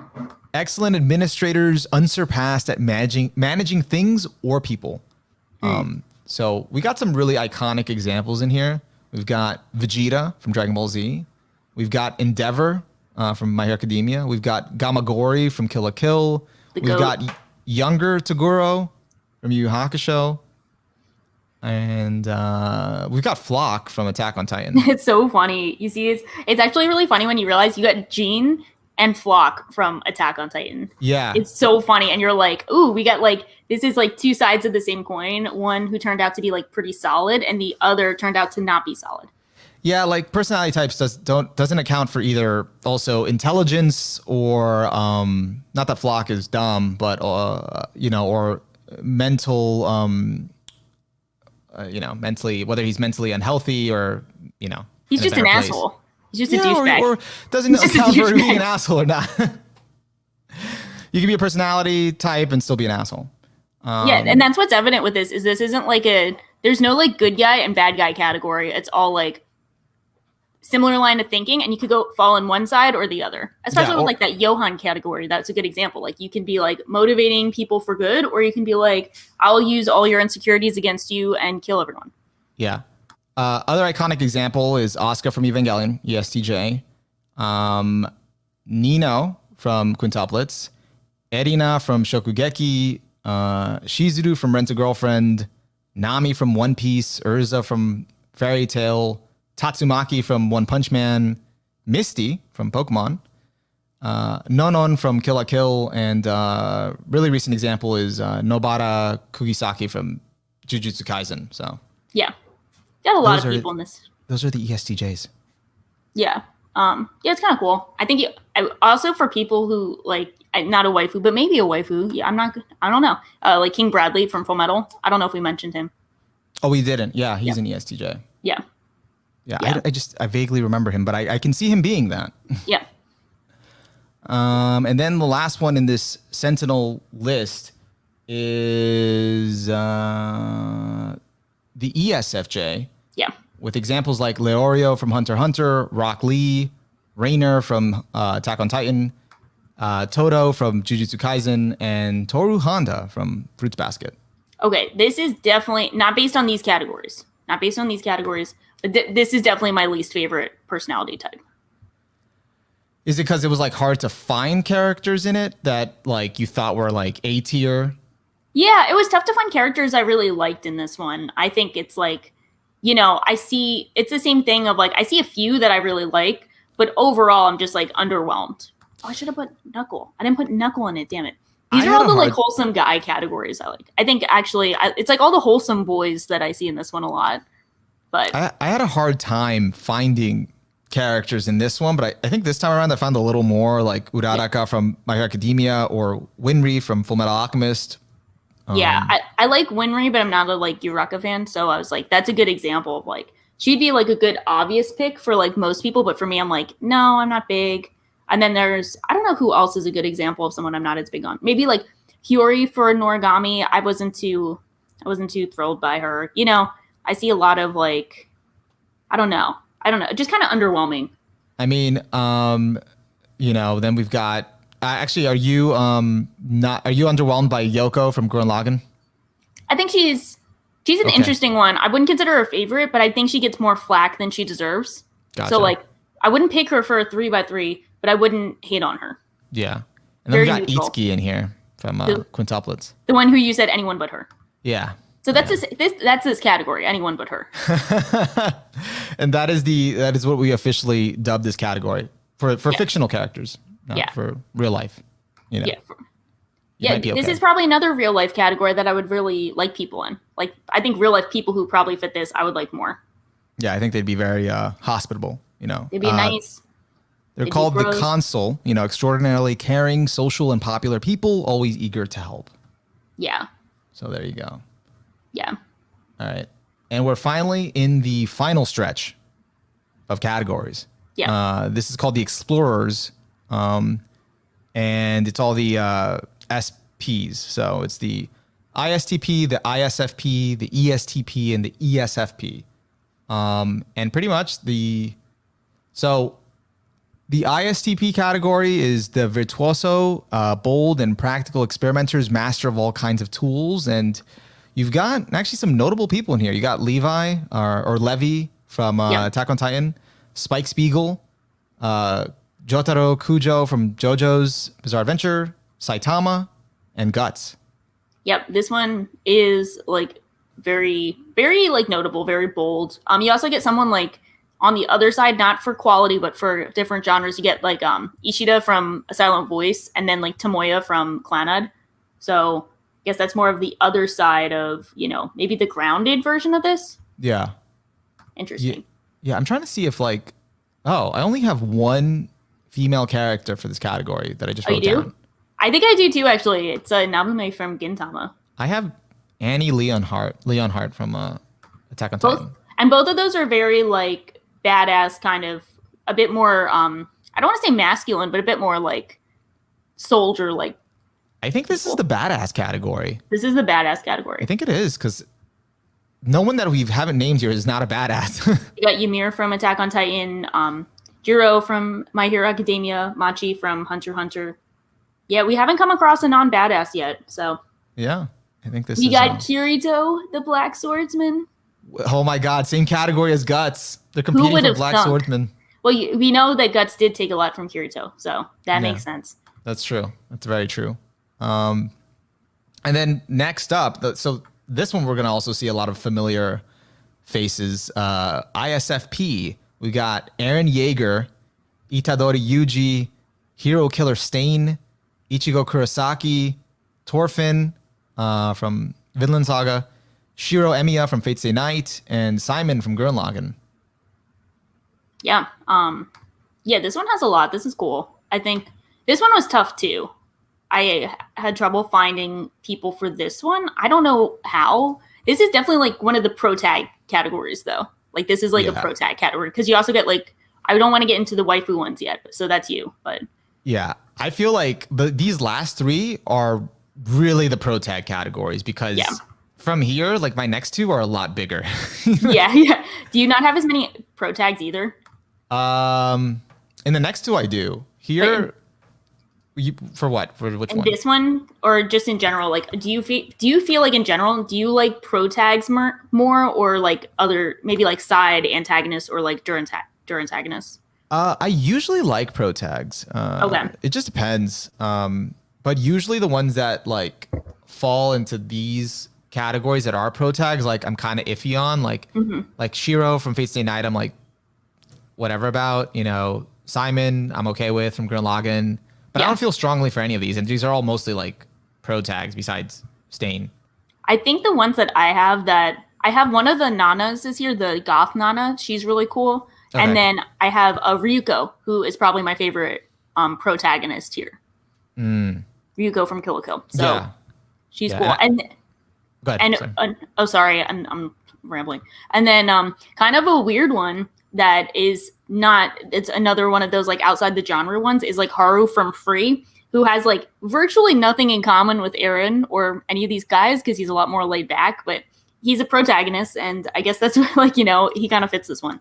Yeah, and he's not as interesting to me either. So yeah, he's an interesting one. I guess that's the exact opposite of what you said. First season, bored with him, and I liked him in second season. Did I like him in second season? I thought he was better. He was better. Well, that's the one where he has a cool character arc. I like it, and I like it as like a coming of age arc. I was like impressed with how I liked it. Everyone really likes second season and doesn't like third season as much. Third season is so bad. I mean, because the third season repeated the second season drama when they're in college, and I was like, you guys are in college. You got to move past this shit. We know you like to swim. We haven't left college. That's the thing. And we haven't left high school. I was talking with my friend about Free, and we were like, okay, the third season feels like a cash grab, and we're like, they can either move on from their typical drama formula, or they're going to repeat the same shit and drag it out. And they chose the second option, and we were not a fan. Yeah. I mean, there was some good parts, I think. Some redeemable parts. Some not so much. Some of it was overwrought drama. Yeah, I'm forgiving of it in the second season. But in the third season, I'm not forgiving. They also just add a bunch of new characters to be like, whatever. Do you have a favorite Free character, though? Do you feel Rin. strongly? You like Rin? Yeah. Either Rin or Go. Oh, Go. Go is so cool. I love Go. I love Go. Have you seen 50% Off, the abridged series? No. Okay. It's like the only... You know how like you watch the Haruhi TV series to watch Disappearance? Yeah. You watch Free to watch 50% Off. I've got to send it to you. It's the funniest abridged series I've seen. Just to clarify here, though, I did watch the first season. How do he? Did never finish the second one, but I did watch Disappearance. So They might not like that, but I do not blame you. I do not blame you. I do have to finish it one day. One day. Yeah. We can do a watch through because I'll rewatch it. Yeah, let's do it. We spent however many hours going through Endless 8 again. Did you watch Endless 8? No, I didn't. So that's the one you skipped. So I kind of skipped like 5 episodes of it. And like I watched 3. I watched 3 and then I skipped the last one. So I watched the first episode of season 2, heard about Endless 8, never watched anything else. Okay. That's like probably I'm not a huge horror he fan, but I respect it. So like I'm not the horror he fan to judge. I mean, just Disappearance is just amazing. That's it. Yeah, Disappearance is very good. And then other ISFPs, Taiga from Toradora, pretty iconic. We got San from Princess Mononoke, which I just watched last week. Oh, how was it? It was good. That means you didn't like it. I can tell. No, like I'm kind of disappointed that like I didn't feel as strongly about it as like I thought I was going to, because I went into it expecting like something like completely different, I guess, because I've heard it hyped up for years. Yeah. And it wasn't like what I saw was bad. Like I thought it was good. I don't know. I didn't feel like that makes sense. Blown away. So I think I have to rewatch it by myself, because I did do a group watch and like there were like points where I kind of wasn't paying attention and I kind of came back and I got the gist. So right now I would recommend it for like watching by yourself almost, because I kind of appreciated it more on rewatch when I realized how like it was, really well constructed. That made me like appreciate it in retrospect. But I don't blame you. I mean, if you're not like a huge Ghibli person in general, it is just like it's a Ghibli movie. I'm not a huge Ghibli person, but I respect it. I did appreciate Spirited Away much more on rewatch. Me too. I did appreciate that. Yeah. Spirited Away is like perfectly paced as a film. It's like so incredibly tight. I was like, this is impressive. But also I've heard that Princess Mononoke is like even above Spirited Away usually. Like I would put it above Spirited Away, but yeah, I mean, I've seen it a couple times, I think, but it's also just a long film. I don't blame you. Yeah, that's why my expectations were like, oh, maybe I need to watch this again. But right now, it's not like even like it's that bad. It's like at a strong 7. Yeah, and that's like fine. I think there is like a certain there's a certain thing. Like I know people like there are probably like really hardcore Ghibli fans who are like don't like hearing that, but there is like a very like formulaic feel to a lot of Ghibli films. So if you're not down with the formula, I totally get it. Yeah, I'm like more interested in watching the Miyazaki documentary on HBO. I was watching part of it. Oh, I should see that. Yeah, pretty interesting. It's shot really horribly, but it's interesting, hearing him talk. That's cool. I'll check that out. I am interested in him as like a person. Like I've seen enough of his films. I'll just check him out as a person. Yeah, Miyazaki podcast. Just about Miyazaki, not his films. We won't mention any of his films. We've also got Haru from Beastars as an ISFP and Colin from Code Geass as an ISFP. Yep. All right, let's wrap this up. Not the podcast, but explaining the rest of these. We have one more or 2 more? There's 2 more, but these are pretty big lists. So like, because there's just a lot. This was like easy. So we got ESTP, which is the entrepreneur. Smart, energetic, and very perceptive people who truly enjoy living on the edge and keeping up with his namesake. We've got Joseph Joestar. I think he's probably the poster boy for this one. Yeah, I can see that. Natsuki Subaru from ReZero, Inuyasha, Boruto, Netero from Hunter x Hunter, Yusuke Urameshi, Greed from Full Metal Alchemist. We got Dimple from Mob, Thorkel from Vinland Saga, Master Roshi, and even Kenpachi from Bleach. Yeah. And that's not even getting into the female characters. Do I even have a lot of these? No, I don't think I have a lot of females. This is a very like male category. Yeah, I only have 4. I have Faye Valentine, Revi, Yoruichi, perfect pick, and Mirko from My Hero Academia. I got a Faye Ritsu from K-On! And then Kyoko from Sangatsu, who is an interesting one for this. She's a very like she's not on the same wavelength as the other characters, so I appreciate her. It's an interesting category. We also got Jolene from JoJo, soon to be known by everyone. And then I feel like they have like I guess for the female characters, they have like a very for all of these consistently, they have like a strong, independent kind of like smart like vibe. Yeah, Yeah, it's another badass category pretty much in a different actually. way. I also have my goat, Mugen from Samurai Champloo. Like, Oh, Mugen love him. is awesome. My MC. He's not an MC, but my MC. Isn't he though? He's kind of like an No, I MC. think Fu is the MC. Oh, okay. I only watched it once. That was Okay. a long time ago. I gotta rewatch it. I'm excited though. Yeah. I mean, I always kept rewatching the first DVD with the first episode with the, the fight scene at the inn. That was awesome. Samurai Champloo. When they do that, like the episode, transition. Yeah. Yeah. I came with like the soundtrack, so I did have like the soundtrack too, and I was always like listening to it. That's awesome. My favorite song was the ending song, Shiki. Yeah. That's a cool one. I love that one. Yeah, it was like the only anime I was able to get like childhood friends of mine into. Like they wouldn't get into anything else. Showed them Champloo and they were like watched all of it.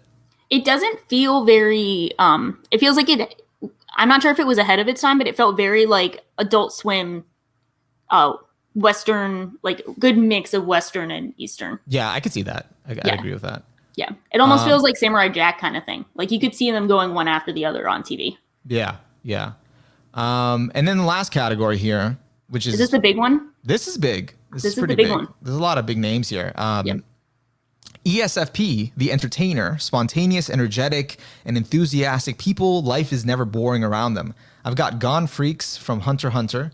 We've got Hinata Shoyo from Haikyuu. We've got Monkey D. Luffy from One Piece. Zenitsu, much to Shaw's dismay. There it is. Son Goku. Gabby Brown from Attack on Titan. Bokuto from Haikyuu. Ash Ketchum. Pokemon makes a comeback. Yeah. Mineta, who's really hated from My Hero Academia. He's in true MC. Yeah. Mineta, and then there's also Red Riot. So he has the same personality as Mineta, but he's so much more respected. We've got Asta from Black Clover.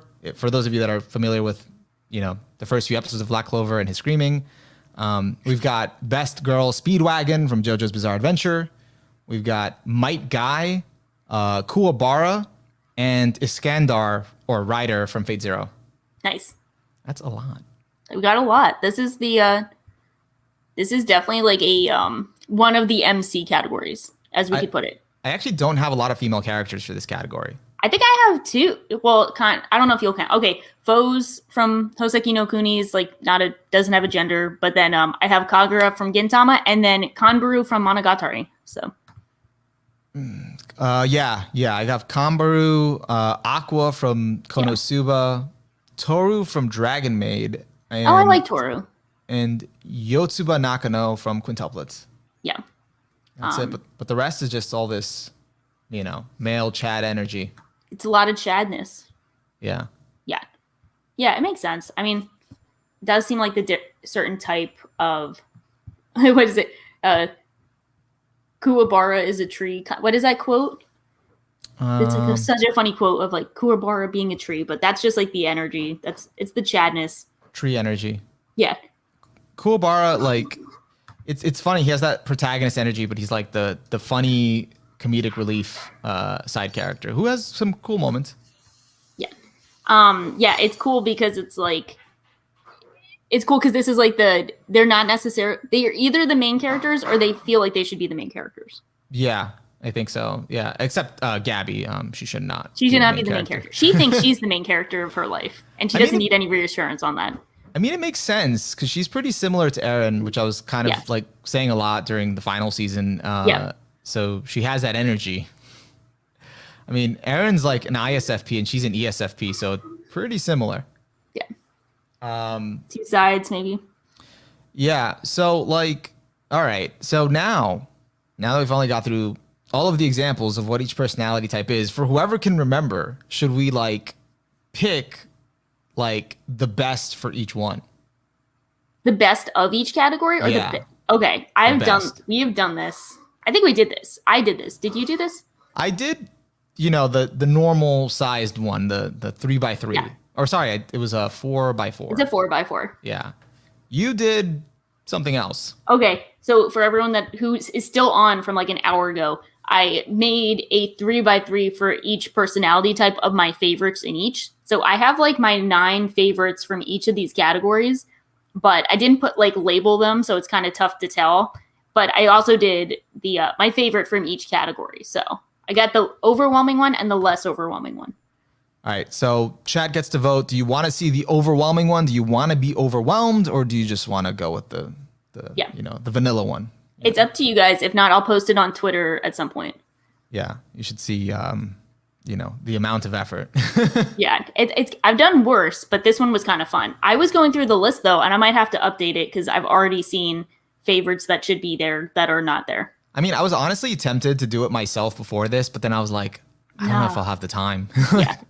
Like my 4x4 just took me forever because my like first one doing one, and I was like, yeah, that thing's gonna take me way longer. Yeah. Especially because I haven't made like I haven't ever made a favorite character list before, so I don't actually have like a point of reference. Yeah. I mean, that's the next arc for you, right? Like listing all your favorite characters. Yeah, that's a work in I support progress. it because I got the spreadsheets, I got the list. I'm making it happen. I started a spreadsheet when I was first doing this. I think I showed you. I was like, I had to do a spreadsheet to be able to figure out, okay, who's gonna make it like to this category. Do you have like a top 1 character or at least a top 5 characters? Oh no, I don't. I just have this. So do you have no favorites? No, I think you have nothing. I'm gonna have to think about that. Okay. It's like I have no favorites. This was a little easier because it was like, okay, just favorite within this personality. So you don't have to pit this one against this one if they don't have the same personality. Okay. I've seen a few people who've said they want to be overwhelmed. So do I just share it? Do it. They don't want to be whelmed. They want to be overwhelmed. Okay, you might have to. So I used it by a different like layout. I'm going to send it to you, Onimaros, in case you have to read it out loud for people. This is the layout that I have. And then I will share I will share my thing. Okay, let's see if this works. We'll find out in real time if I can share my screen. Yeah. And if we have technical difficulties, well, we have technical difficulties. Where to go? Let's see if I can just share. Is it this one?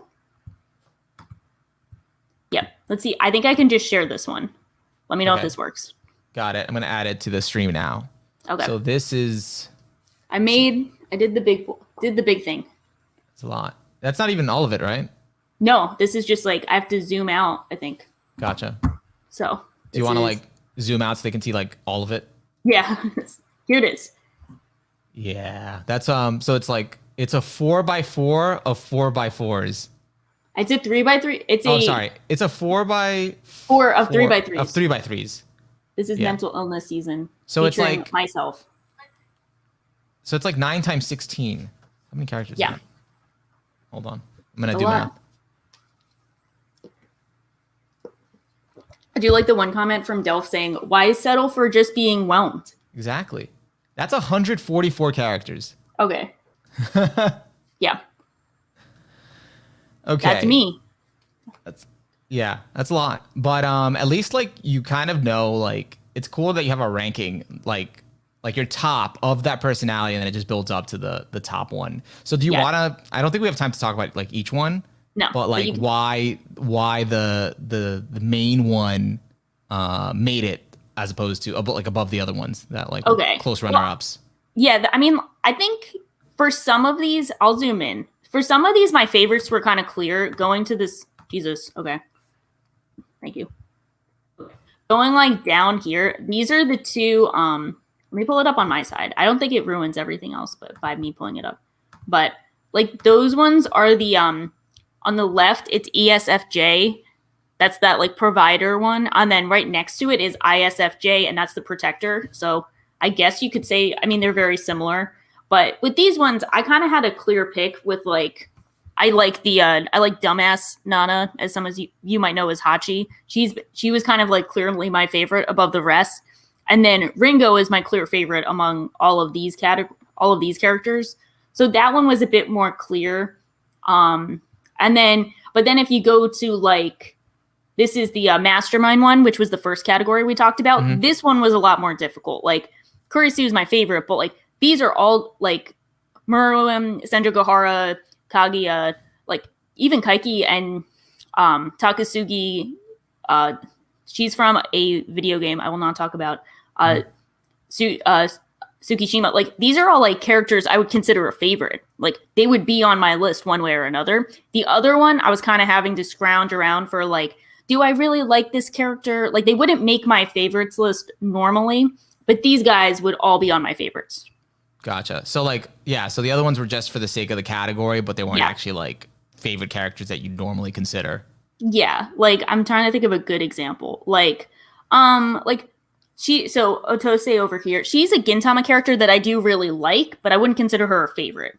So that's probably a decent example for me. But I have grown to appreciate more characters from this, just seeing how they all fit. Yeah. I mean, I know that Asuka's a favorite. That other one next to the estj is a favorite. Netero is definitely one of your favorites. The guy next to him is a favorite. Is Eren a favorite of yours? That's a complicated question to ask any Attack on Titan especially manga reader. Now. It's a very political question. Just we're not gonna. This isn't the right podcast for that. I was thinking about it, and I have to see how everything plays out. But I will say that he can still be a favorite, but he's much lower on the list. I think that's what most people think. He's a favorite, and I appreciate the good stuff, but he's lower on my list. Gotcha. Yeah, that's how I feel about him. So, but that's another example of like. Now, in other circumstances, he might have been higher, but I'd have someone else higher on the list. Yeah. But let me zoom out. Okay, that does that. Let me do that's a bit better. Okay. Yeah, so this was pretty fun to do. I don't know if I'd recommend it because it took a while and most people have better uses of their time, but I had a lot of fun with it. Here, I can share my screen for the smaller one. Is that helpful? Yeah, you should do that. Yeah, so this is my favorite of just like each category. Let me share a different screen. Stop, and then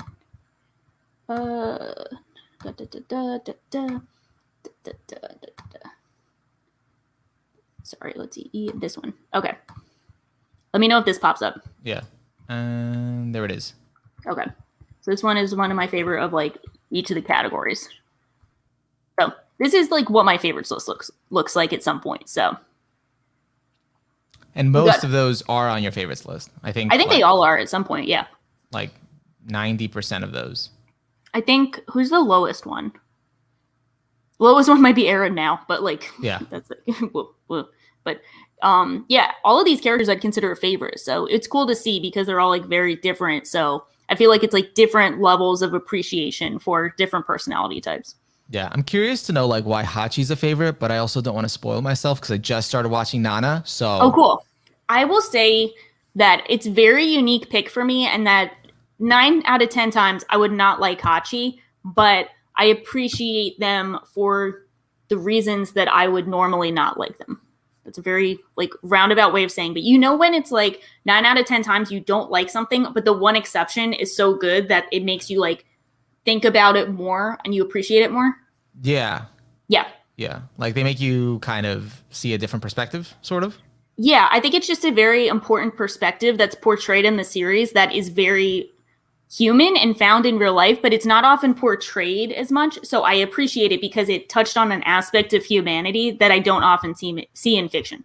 And that's also important. Sometimes, again, character doesn't really have to be likable. Like they're well written in a way that they, show something. Yeah, but she's normally not a favorite from people from Nana. A lot of people don't like her for good reason, but for the reasons they don't like her, I like her. Gotcha. Okay. Yeah, I think that makes sense because narratively, she's important. She's doing something. Yeah. I think it's an interesting perspective that's being told. We could talk about that. Maybe we'll do a Nana podcast. That would be fun. Yeah, I'm just waiting for it to finish releasing in 1080 on High Dive, and they're doing it weekly. So it's they're like pulling up everyone along. They're definitely treating it like it's like re-airing, which is kind of cool, but also kind of frustrating because you know that like if push came to shove, you could watch the rest, but it's not the 1080p version that they're doing. Yeah, so and I'm like, no, they got me on the hook. But I guess the more frustrating part for me is when I found out there's like 3 recap episodes in Nana, so which don't count as like the episode count. They're just I had no idea. 5s. Yeah, but they released 2 episodes a week, and Mm-hmm. one So week roll one the of them was dice. a recap, and I was like, God Oh, damn that's it. tough. Yeah, Yeah, I think when I watched it, it did not have the recaps included, so I don't yeah, even know where they appear. they're including it. And Yeah. I did start watching Railgun recently, so Oh, you got both. Oh, cool. How far in are you? no, I'm only like 10 episodes into the first season. Okay, the first season is like kind of whatever, I'm feeling but that way. I'm feeling like it's kind of whatever. So. it's kind of okay. So I gave the first season like a 6. Gotcha. I mean that's how I feel about it right Yeah. now. But I've heard good things are coming, so that's why I'm like Yeah. The sticking it first through. season is important though. I Like think it's foundationally. kind of yeah. I have like a dissertation on why I think the first season has to be what it is Ooh, for the dissertation. second season. Well, yeah, a verbal dissertation where I just go on a rant. I'm like, so this is why, yeah, of like this is the importance it leads to. But I will not get into that until you've gotten to that. Yeah, like I know this is blasphemous, but I've just heard like, listen, you don't need index, just railgun. You don't need index. Someone in chat saying Index 2 is better than Railgun Season 1, and that's cap. That is cap. That's not it. Damn, we're about to get into a war. But Nothing before- like Watch Order Wars, sorry. We're gonna do that later. Yeah. Once I catch up to that, Nana, some other big show I'm currently watching. That I will catch up to. Yeah. I'm gonna join them. And then let's see, anyone else? Why is only because I'm not I guess I should know why, but like I'm not fresh on Monster. Yeah. Why is Johan one of your favorites? That's it. Thanks. I like the question. So I haven't watched Monster in a while, but what I love about Monster in a nutshell is how Johan is able to give off this like charismatic aura that makes you double question, like it makes you guess yourself over where there are like fantastical elements to the series. Like it's a grounded series that takes place in like modern day society, but it makes you question if there are magical elements at play because he seems to have this like otherworldly presence and power over all these people. Like you see that one scene that this is from. This is when he's talking to that one side character who had a drinking problem, and like I think because he was drunk driving, or no, he killed someone sober but blamed it on his drinking, and he just talks this guy into killing himself essentially. So like he's able to pull out the inner demons of people and really bring out the evil of them. And then that kind of contrasts with Tenma, who's able to bring the good out of them. And it's a really interesting dynamic, but just the overall mystery of Johan and how he feels otherworldly, but is able to connect with people on such a visceral basis. You know, I think of like all of my favorite antagonists. You got like Meruem, Griffith.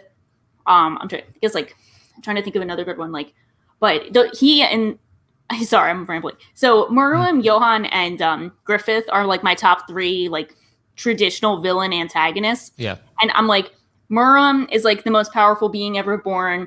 Griffith committed unspeakable acts of violence, and like they both are like such powerful badasses. But still, Johan is almost like more terrifying than both of them, and he's just a normal person. But because of that charisma, he's able to give off that power. Yeah. Yeah. I mean, technically, you could argue that Griffith is sort of normal.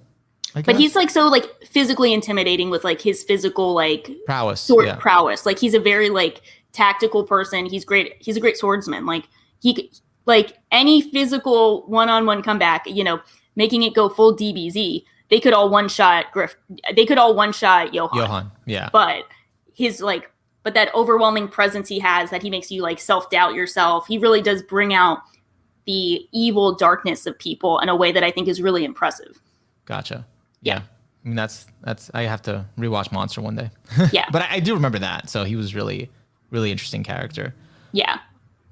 Is there any like, I guess, character, like it sounds like all of like the characters on here that are your favorite is because of like a reason having to do with like the writing or something they bring about like bring out about humanity or thought provoking. But is there anyone on here that's like a favorite just because you like them? I think it kind of goes hand in hand. I've been engaged in a lot of like writing versus enjoyment discussions, but you know, I think if I don't like them, then I don't know if I can justify their writing because I do think that goes hand in hand. Like they have to be well written enough to be likable. I guess the closest that comes to play is Yui, but from K-On! Because that is a very like personality entertainment driven series. But even then, 9 out of 10 times, a character like Yui who doesn't have the same personality dynamic, presentation and how they fit with the rest of their cast members, they would just be really annoying. And I know a lot of people do find her annoying, but I think the way she's written is such a perfect portrayal of just, people who want to have fun in high school, who are, get along with their friends, and they have some type of goals, but they're not trying to be the best. They're trying to maximize the enjoyment of their high school life while having fun with their friends. And, the comedic timing of Yui is almost untouched for me. She's so funny. I love every second she's on screen is because of how entertaining she is. But I do think a lot of that comes into the writing. If a lesser writer would not be able to bring out that comedic value. Yeah. Okay. Yeah, that makes sense. So it does go hand in hand. It's interlocked. Yeah, characters like Asuka and Ringo, they are very unlikable people who I think are very well written. They've done objectively horrible things that I think are not, cool. That at some point in the series I hated them, but the turnaround made me love them. Gotcha. Yeah. Okay. That makes sense. I do want to go probably a little deeper into the enjoyment versus writing conversation, but we should probably save that for some other time. In terms of personalities, and I guess do I show my 4x4? Mine isn't you should show yours. That would be fun. I'll stop sharing my screen. Share that. Because just kind of let's see, share screen. Yeah, and then you can share the tab. I just shared my tab. Oh, hold on. Window. Here we go. All right. Let me know if it works. All right, that's my. Oh, cool. See, this is better organized than mine because you can see he put the names and the title. There you go. Yeah, I don't know. I thought it was cool, have the description and sort of I was playing with having the name sort of match the picture, but it didn't. I'm talking more about the design of the 4x4 here, but it's just I don't know. My theme was I was trying to get images that better went along with represented the title. Yeah. But also I wanted to capture I don't know, more human moments, but it didn't work for all of them. So you wanted the candidness. Yeah. So that's why I went with that, for example, the All Might one for ENFJ because he's more about the people and he has to put on a smile for them because it's not about him, it's about the other people. And he's the example, the teacher. That's why I kind of went with that. For INFJ, for Deku, since I was well, he's about the vision. He's looking at the vision up ahead, reaching out to All Might or becoming that or surpassing that. That's why he's looking up. Kaguya with the INTJ, it was mastermind. So kind of her, the reason I picked these characters was mostly because I just, not too much of a in-depth reason besides either I'm just attached to them or I like their character arc or just, something like that. But to your credit, I think, even if there wasn't a lot of deep thinking, the fact that they're able to capture you on a visceral level is a very strong element that makes them stand out from others, which shows that there is good writing behind them. Yeah. Yeah. With Kaguya, I was saying, I was her snickering, kind of in the corner, she has a plan. She's up to something. She's scheming. So I was that fits the mastermind. Shinobu, who's the NTJ, kind of more upfront. She's smart, but she's more commanding. So this is mid Kaka. Yeah, and she kind of is similar to the expression of Kaguya, but not quite. It's that devious kind of look, but it's more of an outward expression versus Kaguya, where it's more behind the scenes. Yeah, that's a perfect way of showing it too. Is it's Kaguya is doing this in the corner where no one can see, whereas Shinobu's doing this for everyone. She's I'm laughing at you because I have 2D chessed you, and you can't do anything about it. Exactly, or you're just not as powerful as me. Yeah, true. Josuke as the champion. I don't know. I just went with I like Josuke, and I also went with ENFPs are usually just very kind of weird. So that's just us. Just very we'll be doing something crazy, but we also have a lot of crazy ideas. Only Josuke would come up with oh, let me just use my stand to just put to pull the thing out of my mouth. I would pull something like this if I had to stand. I forget this scene, but I've seen this screenshot. It was it was in the first 3 episodes of part Oh, 4 okay, that makes sense. where that water Oh, wait, he stand catches the guy. got into his body and he was just Yeah. like used his stand to just put his fist through his mouth and just take it out. And it Okay, worked. I would have done that. That's a me IRL move. And it's also like Josuke's whole MO for the whole show where he just literally punches through people, but hey, I can heal them. It's okay. You know? This is I've never felt a stronger connection to Josuke than right now, and I didn't even realize. Yeah, so that's why I'm like, no, it has to be like, it's not a flattering picture. It doesn't feel like the human element I was going to, but I'm like, this is an ENFP. I think it's a very human moment. I think this looks very human to me. I mean, like ENFPs normally don't have it all together, so I think this is an example. Yeah, we're don't expose the Just Weebs ENFP. Yeah, INFP.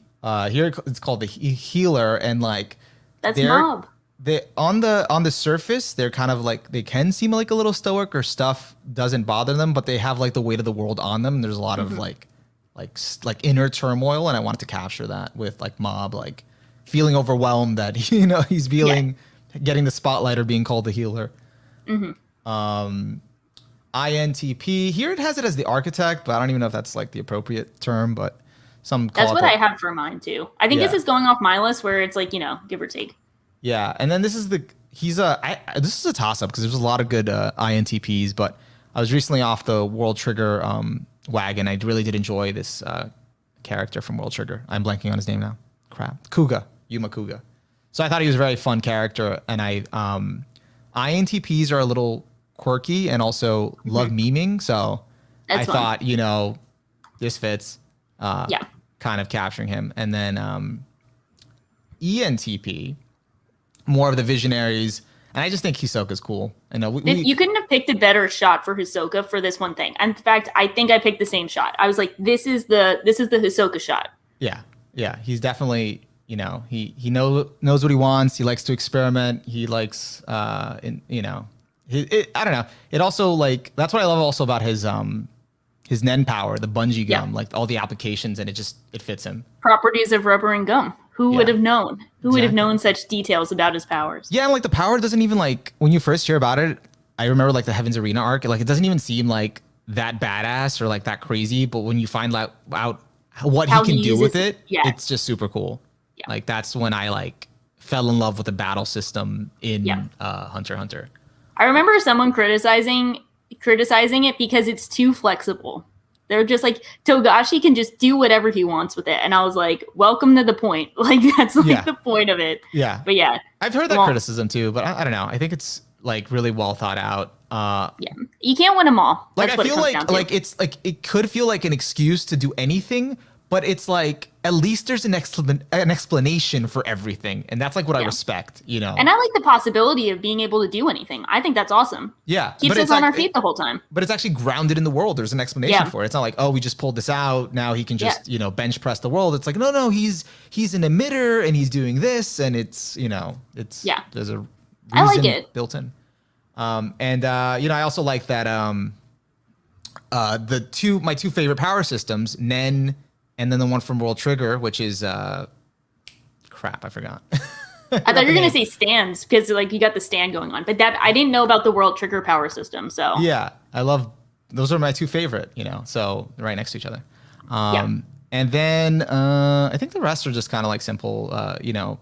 Hinata's like a bright light, and he's kind of like, I want to fit the whole performer thing, so I just had him like kind of jumping out, like kind of wowed or something. Yeah. I don't know. Eren, this was like a toss-up for me, but I'm like, he is a really interesting character, and I haven't read the manga, so I can still be okay with him.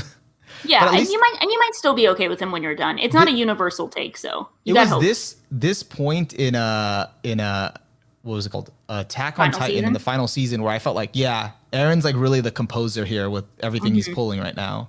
Yeah, he legit just walks into the office. He's like, rolls up, like, all right, this is what's gonna happen. My hand's bleeding. Yeah. And the rest, Thor's operator. He's doing what he's got to do, using the sword. Greed, promoter. Yeah, I don't know. I think the rest just kind of like fit. And then lastly with and I just thought that the one for Toto for provider, it's I just thought funny. That was freaking hilarious, that scene. So that's like almost doing the Kanake face.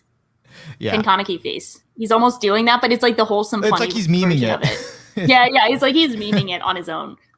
Yeah. And then Hanakawa, Protector, and I also that was just symbolic of my favorite arc of her, and I Is think that the everyone's favorite arc. Tsubasa Tiger? Yeah. Yeah. Like after like her resolution after that and kind of her change, like that's when she like became like a favorite for me. Because I wasn't like too big on her like most of the show. Oh, that's interesting. Because I do. That's it. That is interesting and something I've heard. So I respect it. Yeah, because like I don't know, like I just felt like, and it makes sense why it was like her arc felt like inconclusive to me, and it just felt like I don't know, Yeah. I wasn't feeling it. And then when I got like then her later arc, it's just like you got that closure, and it was like a turning point. And good development. Pause and Select is in chat, and he said, "Where would you put Hank Hill of King of the Hill?" And I just looked him up, and he's also ISTJ. So if you ever want to call Hank Hill your waifu, you can just say he's essentially Hanikawa from King of the Hill. No, he's actually Bruno Bucciarati from, because you said ISTJ? ISTJ. Oh, I'm looking at the wrong one. Oh, he's Bruno. My eyes failed me. Yeah, so he's also just, like he's a Mikasa, he's a Saber, a Ram. He fits in with all of them. It's all the best waifus.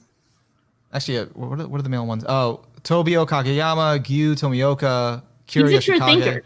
He's a true thinker. Propane and propane accessories. Yeah. And just characters that I think are cool. I think like if I did like my actual like favorites list, like maybe not all of these would make it on there to like the the overall favorites, but it was nice having some leeway. I think most of them are, but which is your favorite category of this based on what you've seen? Based on who you had based on your short lists of who would make what personality type, which personality type do you think is your favorite? Oh, like from like who I have the most of, like favorite characters from that personality type? Is that what you're saying? Yeah. I think I am between let's see. I think my favorite. How about you? Well, mine is definitely INTJ with the mastermind, and then ENTP for inventor. Those are definitely my two. I think. Let me just double check also like the other characters I wrote down, because I did want to tally like how much I would end up like having more characters of. I think definitely ENTP, because ENTP has a lot of good characters. So, ENTP, the inventor. Yeah, that one is like got like dividends of those. Yeah, like I think a lot of the cool characters are in there. I do like INFPs, but then INTJ has Kaiki, so that's tough. And Makima. That's the one. Yeah, see, that's the one. Like that's the one that has so many of them. Like there's dividends. And it has Lelouch, and I know some people don't like him, but I like him. So. Do they? I feel like everyone likes Lelouch. Really? I thought some people like didn't like him. That's like a drop in the bucket. He's like the most favorite character on Mal, I think. I think he's pretty universally. No, he's number one. He's number one because I checked last night. Yeah. I was like, oh shit, he's number one. Yeah, he's like definitely like universally acclaimed. So I think you're good on that one. But I know what you mean, because there are some like outspoken people, but that's like the same thing as like Full Metal Alchemist is mid. Like those people. Like it's like you guys are a drop in the bucket compared to like the actual numbers we have at play. Yeah. Let me check. I think I end up, not to copy you, but I'm ending up having the same two categories. Well, it would make sense because we're the same personality type, so. Same person. It's written in the stars. Let's see. Any other comments? Bruno, best anime mom. That is very true. Very true. Are you telling me Saber sells propane? And propane accessories. No, that's Violet Evergarden. That's Kyoani. Yeah. Only the Kyoani Saber. She sells propane. And then like I guess to wrap things up, like how do you just like what do you think about like personality types in general? Like either both related to fiction and kind of just the whole concept theory.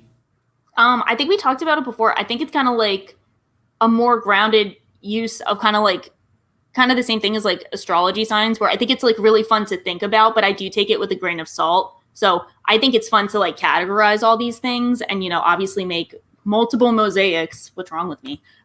So making all of these things and like thinking about it can help like maybe think about yourself more deeply and like think about others and traits that they have in common. But I do think it's like, you know, we are kind of playing like armchair psychology on it, but I think it's a fun thing to think about, and that's all that matters. Yeah. Yeah. I'm sorry, I just was reading. Pause and Select says, I tell you what, Archer this here, Grail holds a surprising amount of pure Strickland propane. I feel bad for Giving No Fox. That's a great name. Wait, that's such a great username. Giving No Fox. That's an amazing name. 10 out of 10. They said, guess I'm a drop in the bucket. Ooh. And I'm like, yeah. I mean, you're valid, but you are in the minority. For better or worse. Wait, what's that referencing? That's reference. I said the people who dislike Lelouch are a drop in the bucket. Oh, yeah. Yeah. I mean, it's nothing personal. I'm just talking number-wise. Yeah. Yeah. Hey, I've been there before. I've been the drop in the bucket for things people like that I don't like. We've all been there. Pancreas, it's nothing personal. No, not pancreas. We're becoming we're at least half the bucket at this point. We're making moves. We're making moves with the bucket. Making a revolution. Yeah, right. Lelouch did the revolution. Yeah, exactly. Let me see if I can just stop sharing. Stop screen. All right, cool. So I think with that, I think we're gonna just wrap it up. If you guys want us to stick around, we can stick around a little longer after this for any questions, Q&A. Yeah. Besides that, if you like the episode, make sure you give it a like. Leave us a comment. Let us know for those of you that did join the live stream, if you prefer the Sunday time. We're probably going to go back to the Saturday time, but we will keep in mind if you do prefer Sunday. So if we ever need to change it or change it permanently, we'll keep that in mind. So let us know. I said give us a comment, and then what's the other thing that they're supposed to do? Oh, subscribe. If you want to help the channel keep growing, subscribe. Yeah. But yeah, thank you for joining us. Besides that, I don't have a catchy line, but whatever it is, I think, the most important thing, whether you believe in personality types or not, or you have a different set of personalities that you like, we have what we like, and this is not going smoothly. I'm going to have to redo this whole line. It doesn't matter what personality you have. After all, we're just weebs. I am so sleep deprived. I'm just blanking. Me too. The hungover cast. Should we do it again, or should we just leave it at that? I love that. I think we're good. Because after all, we're just weebs. Yay. After all, what do we know? We're just weebs. No, after all, we don't care. We're just ENFPs. We are just ENFPs, and we are also just weebs. Yeah. Yeah.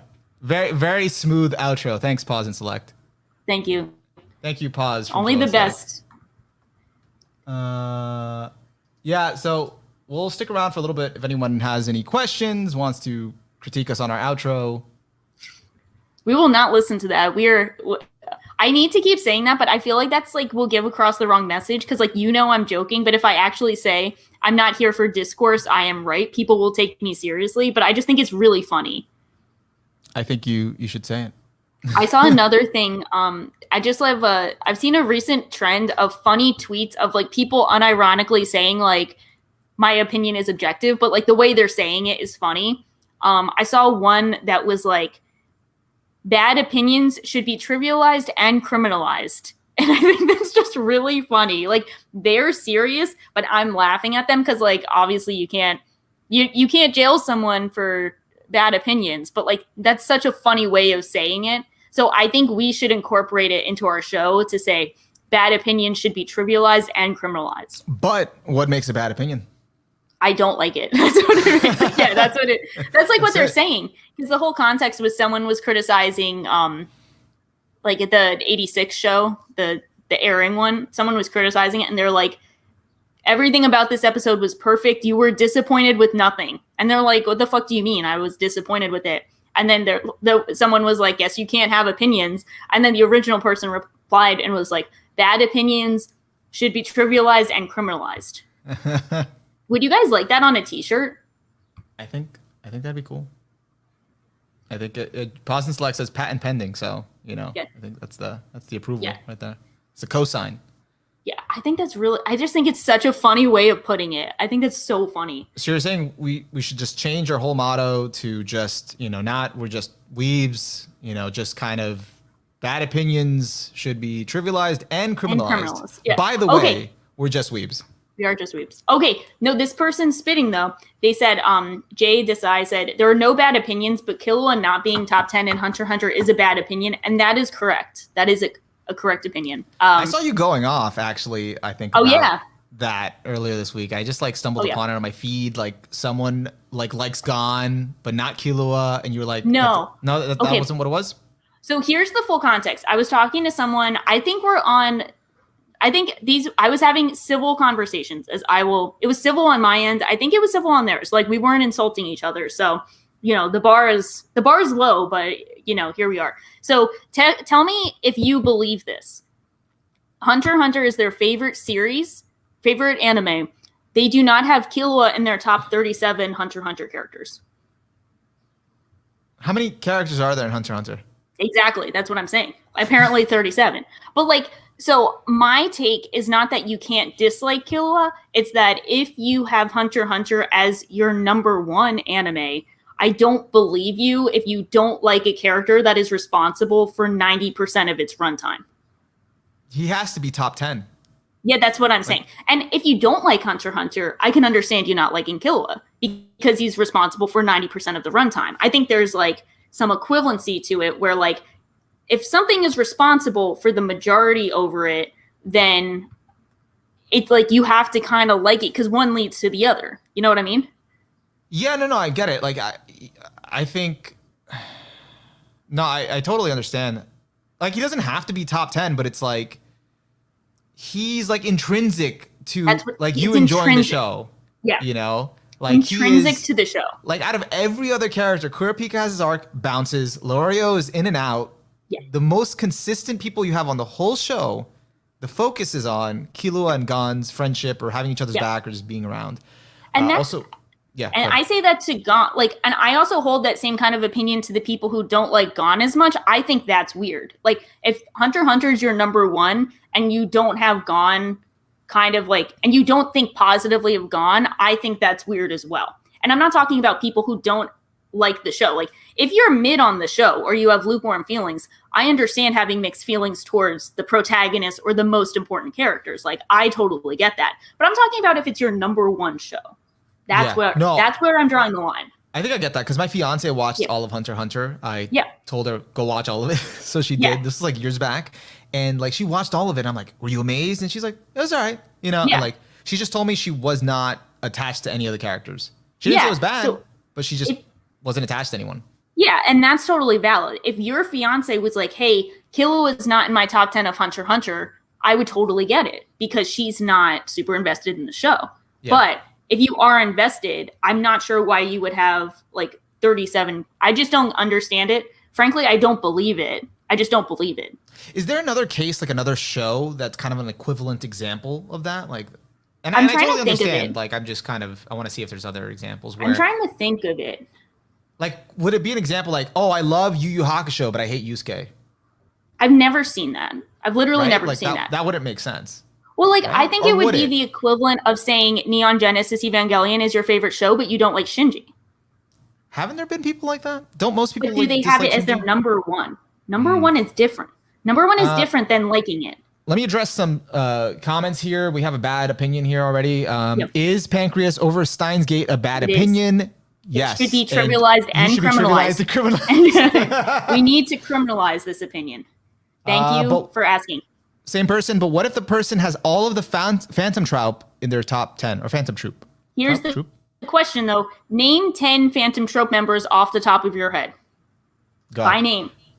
JD I don't asks, think you can.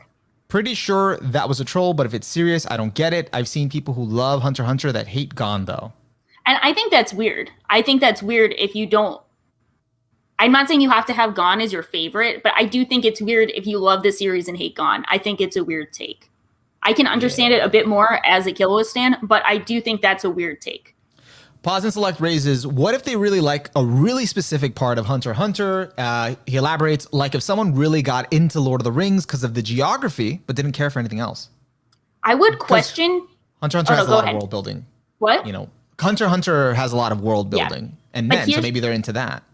Yeah, so I think it depends, like, is that one aspect good enough to be your number one favorite series of all time? Like, do the people who really like Lord of the Rings because of the geography but don't like anything else, is that their number one movie or number one series? That's what I would ask. Because that's at least to another question. Can you love one aspect enough that it overrides every other aspect that you might not care for enough to be your number one of all time? I'm trying to find the characters he had over Killua, because it was, because it's not like I'm not talking about like just major ones. Like they had like Genthru, the like Greed Island antagonist, over Killua, which is ridiculous because he's not good. I'm going to just skip ahead real quick. I'm going to go back to some comments, but like this is a really good example from Tom. You cannot love Berserk and hate Guts. Yeah, I agree. I agree. You can't do it. You can love Berserk and hate Griffith. That makes sense. Yeah, but you can't hate Guts. Like it's just, you can't hate Guts. Like if Berserk's your top favorite, you know, like it's like how do you hate Guts?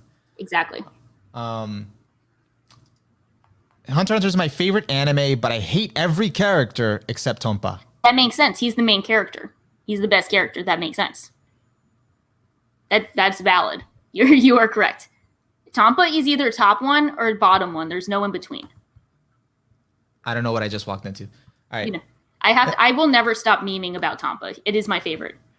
Hunter x Hunter being number one while hating Chimera Ant is a bit odd. I respect the person's opinion, of course, but considering it is such a huge arc, I don't know. Feels a bit weird. I'm not gonna lie. I do agree with that. I've seen two different takes on it of like people who are not fond of, who are like, let's say like Hunter x Hunter's an 8, but they love Chimera Ant arc but aren't a fan of the other arcs, versus people who love Hunter x Hunter but they think Chimera Ant arc like shouldn't be in the show. Like it's out of place. I've seen both of those takes, and I can weirdly understand the first one more than the second. The first one being that, the second one being that it shouldn't be in the show, but the first one being that it just, they don't like it. Right? No, the first take is they don't have Hunter x Hunter as a favorite, but they love Chimera Ant arc. Oh, okay. Yeah. Gotcha. But how do you know what? Not going to ask. That's a good question too. That's a thing too, but I'm like, yeah. Like if you love Chimera Ant, you should probably like everything else. But that's what I would think, but Pause and Select says, referring to the Evangelion one, there are definitely people like that. I've absolutely run into people who have Eva as number one, but don't like Shinji. I think that is a weird thing. I'm just going to say it. Like, I'm not going to disrespect it, but I do think it's a very weird take that I don't think I could understand. JD, loving Steins Gate while hating Opakabe would be very odd. I couldn't see it. I could not see it. Now, loving Steins Gate but hating Steins Gate 0, I can accept. Well, yeah, Steins Gate 0 is very different. Like, it's a very different case. Yeah, like people saying Code Geass is their favorite but hate Lelouch. These are kind of tough, though, because I think we're using examples of shows where, like, the main character is, like, fundamental to their overall enjoyment. So, like, I think this example is, like, a bit different. I'm trying to think of another series that's, like, okay, here's an example, too, I think. So, you know, like, I'd give, like, Monogatari, like, an 8 overall, but I'm not, like, it's not, like, a number 1. But I'm not like super fond of Araragi. But imagine having Monogatari as your number 1, but not liking Araragi. I think that would be weird. Yeah, because at some point it comes down to it being about his arc. Yeah, like at some point leads back to him. At some point, it's him. Yeah, yeah. And good example, good friend of mine did not like Araragi, and he could not continue with the show, and then that ended. One leads to the other. Oh, is that the guy who was on Nisei? Yeah. He made it second season. Okay. So did he just not watch second season? No, he watched it. Did he like second season? Yeah. But it wasn't enough. It wasn't enough. Wait, he got to Hitagi end and was like, this is the end for me? Yeah. Did he like Kaiki? Did he like that arc? Oh, yeah. We were bonding over it. We were bonding over the arcs that didn't have Araragi. I kind of feel that. Like I've been the Araragi hater. I've been there, done that. But I mean, I feel like it's kind of weird if he stopped there. No, he watched Hana, and then that was it. Okay, that makes more sense. So that kind of makes more sense. Which is technically part of second season, but he watched it after. Yeah. And then Hana was like really dense, with information. But we're gonna have a really interesting conversation about it. So. Ooh, I'm excited. I want to hear about it. And if you want to be part of that, you're welcome. Oh, thanks. Wait, I read that. Having an economy of characters means you can have a ton of side characters as top while ignoring some of the main characters. I know this because there are some series I feel similar to. So I think I agree with this from like a big like ensemble cast point of view. But I think, so it's like, there's a lot of like kind of conditions that have to be met for what I'm saying of like, I'm saying if you don't have, maybe not top 37, because top 37 is such a ridiculous like statement. I think that's just I think it's ridiculous to the point where I don't believe it. And I think they're kind of trolling. But let's say, I think if you have a series as your top 1 and you don't have the main character in the top 10, I think it's weird. I think it's just a weird perspective that I don't fully understand, but I'm open to like hearing people explain it because I'm sure it's happened, but I do find it odd. I will say that. Yeah. That's my take on it. Because like, yeah, you could have lots of side characters you love more. I'm the biggest weirdo of all time. I have Tsukio over Gintoki and Gintama. And Gintama, and I mean, Gintoki is like the universal #1 of Gintama fans. But I still have Gintoki in the top 10. He's in the top 5. I should be more specific. But it's also not my top 1. So it's, it's like a bunch of different layers to it. I'm pretty basic. I usually like protagonists. I wish I liked protagonists more. I think I like your antagonists a lot more, which is weird, but I need to probably get into that. No, you're doing good. You're being the protagonist. I need to be more of the protagonist. No, it's okay. Maybe. Oshino is the real MC of Monogatari. I would love Monogatari from Oshino's point of view. That'd be really cool. I would love that. Like where he just bounces and you're just like tailing him. Like, where did he go? What is he doing? His thought process of like, this kid needs to learn on his own. Needs to stop asking for favors. Yeah. Tom says, Shinobu Time, worst arc of all time, Abyss of fiction. Yeah, I mean... Now, is that a 5th layer of the Abyss or a 6th layer? Which layer? Shinobu Time, what was that one again? That's the one where... with the Hachikuchi? He kisses 3 lollies in the arc. Yeah, I tried to repress that. Yeah, I'm sorry. It's like the ongoing theme. I've tried to repress that for second season was great. Minus that one spot. Yeah. I think there were 2 arcs in second season I was not fond of, but then I really loved the other 3. So I just love that minus 1. Like the 2 most phenomenal arcs in second season just don't have Araragi. Yeah. But it's kind of necessary for what they're trying to do. No hating Araragi on my end at this point. No, once I got to Owari and all that stuff, I get it. I will hate on Koyomi Monogatari though. That one was just boring. Yeah. I about to drop another blasphemous line. I watched it on 2 times speed. and it's 12-minute episode.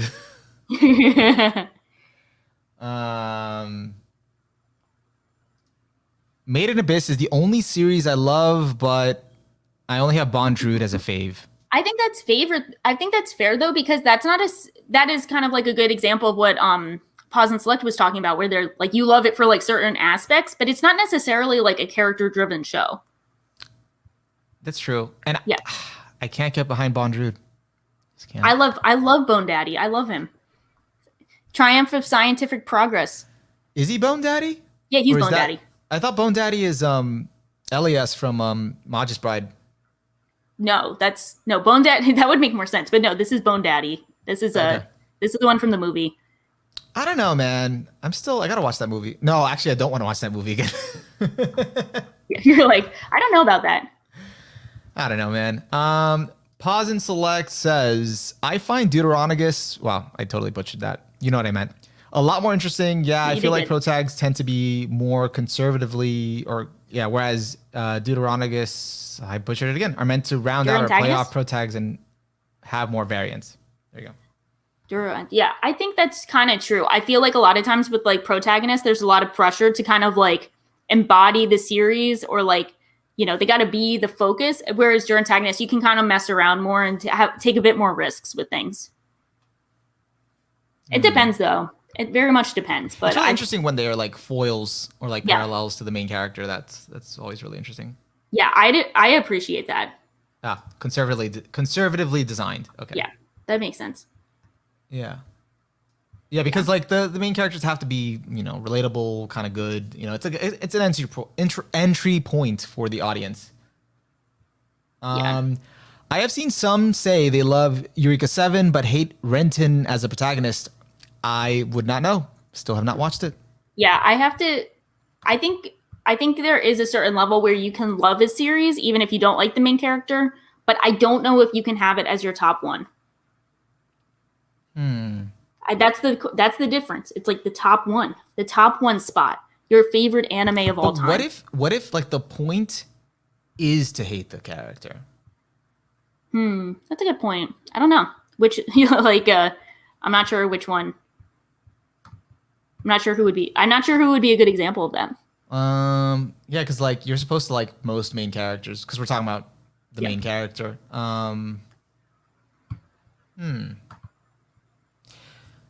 Well, wait, hold on. How about no, because in Game of Thrones you still liked characters. Yeah, you still like them. But there was no central character in Game of Thrones, right? I would not say so. So that's an exception, I think. Yeah, I think that would be an exception. I think there's just anime, like no, but it's fiction. No, but that's a good example. I was thinking of like. How about this? No, I think it's also a bad example. No, wait. Okay. Loving The Sopranos but hating Tony Soprano. I've never seen anyone hate Tony Soprano in my life. Never seen anyone hate Tony Soprano. It's a character study, so. You can't hate Tony Soprano. JD says, if a character is supposed to be unlikable, it neither elevates nor detracts from the character in my mind.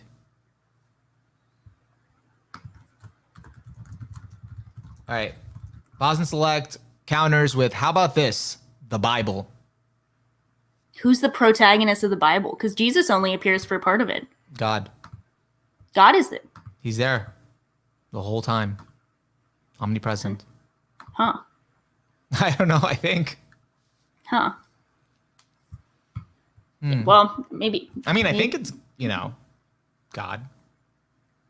I don't. I'm not ready for this theological conversation. Yeah, this is too deep for us. We might get this next time. But this is, maybe we can table this one for later because I feel like it is an interesting question of like, can you have a series as a top one but hate the main character?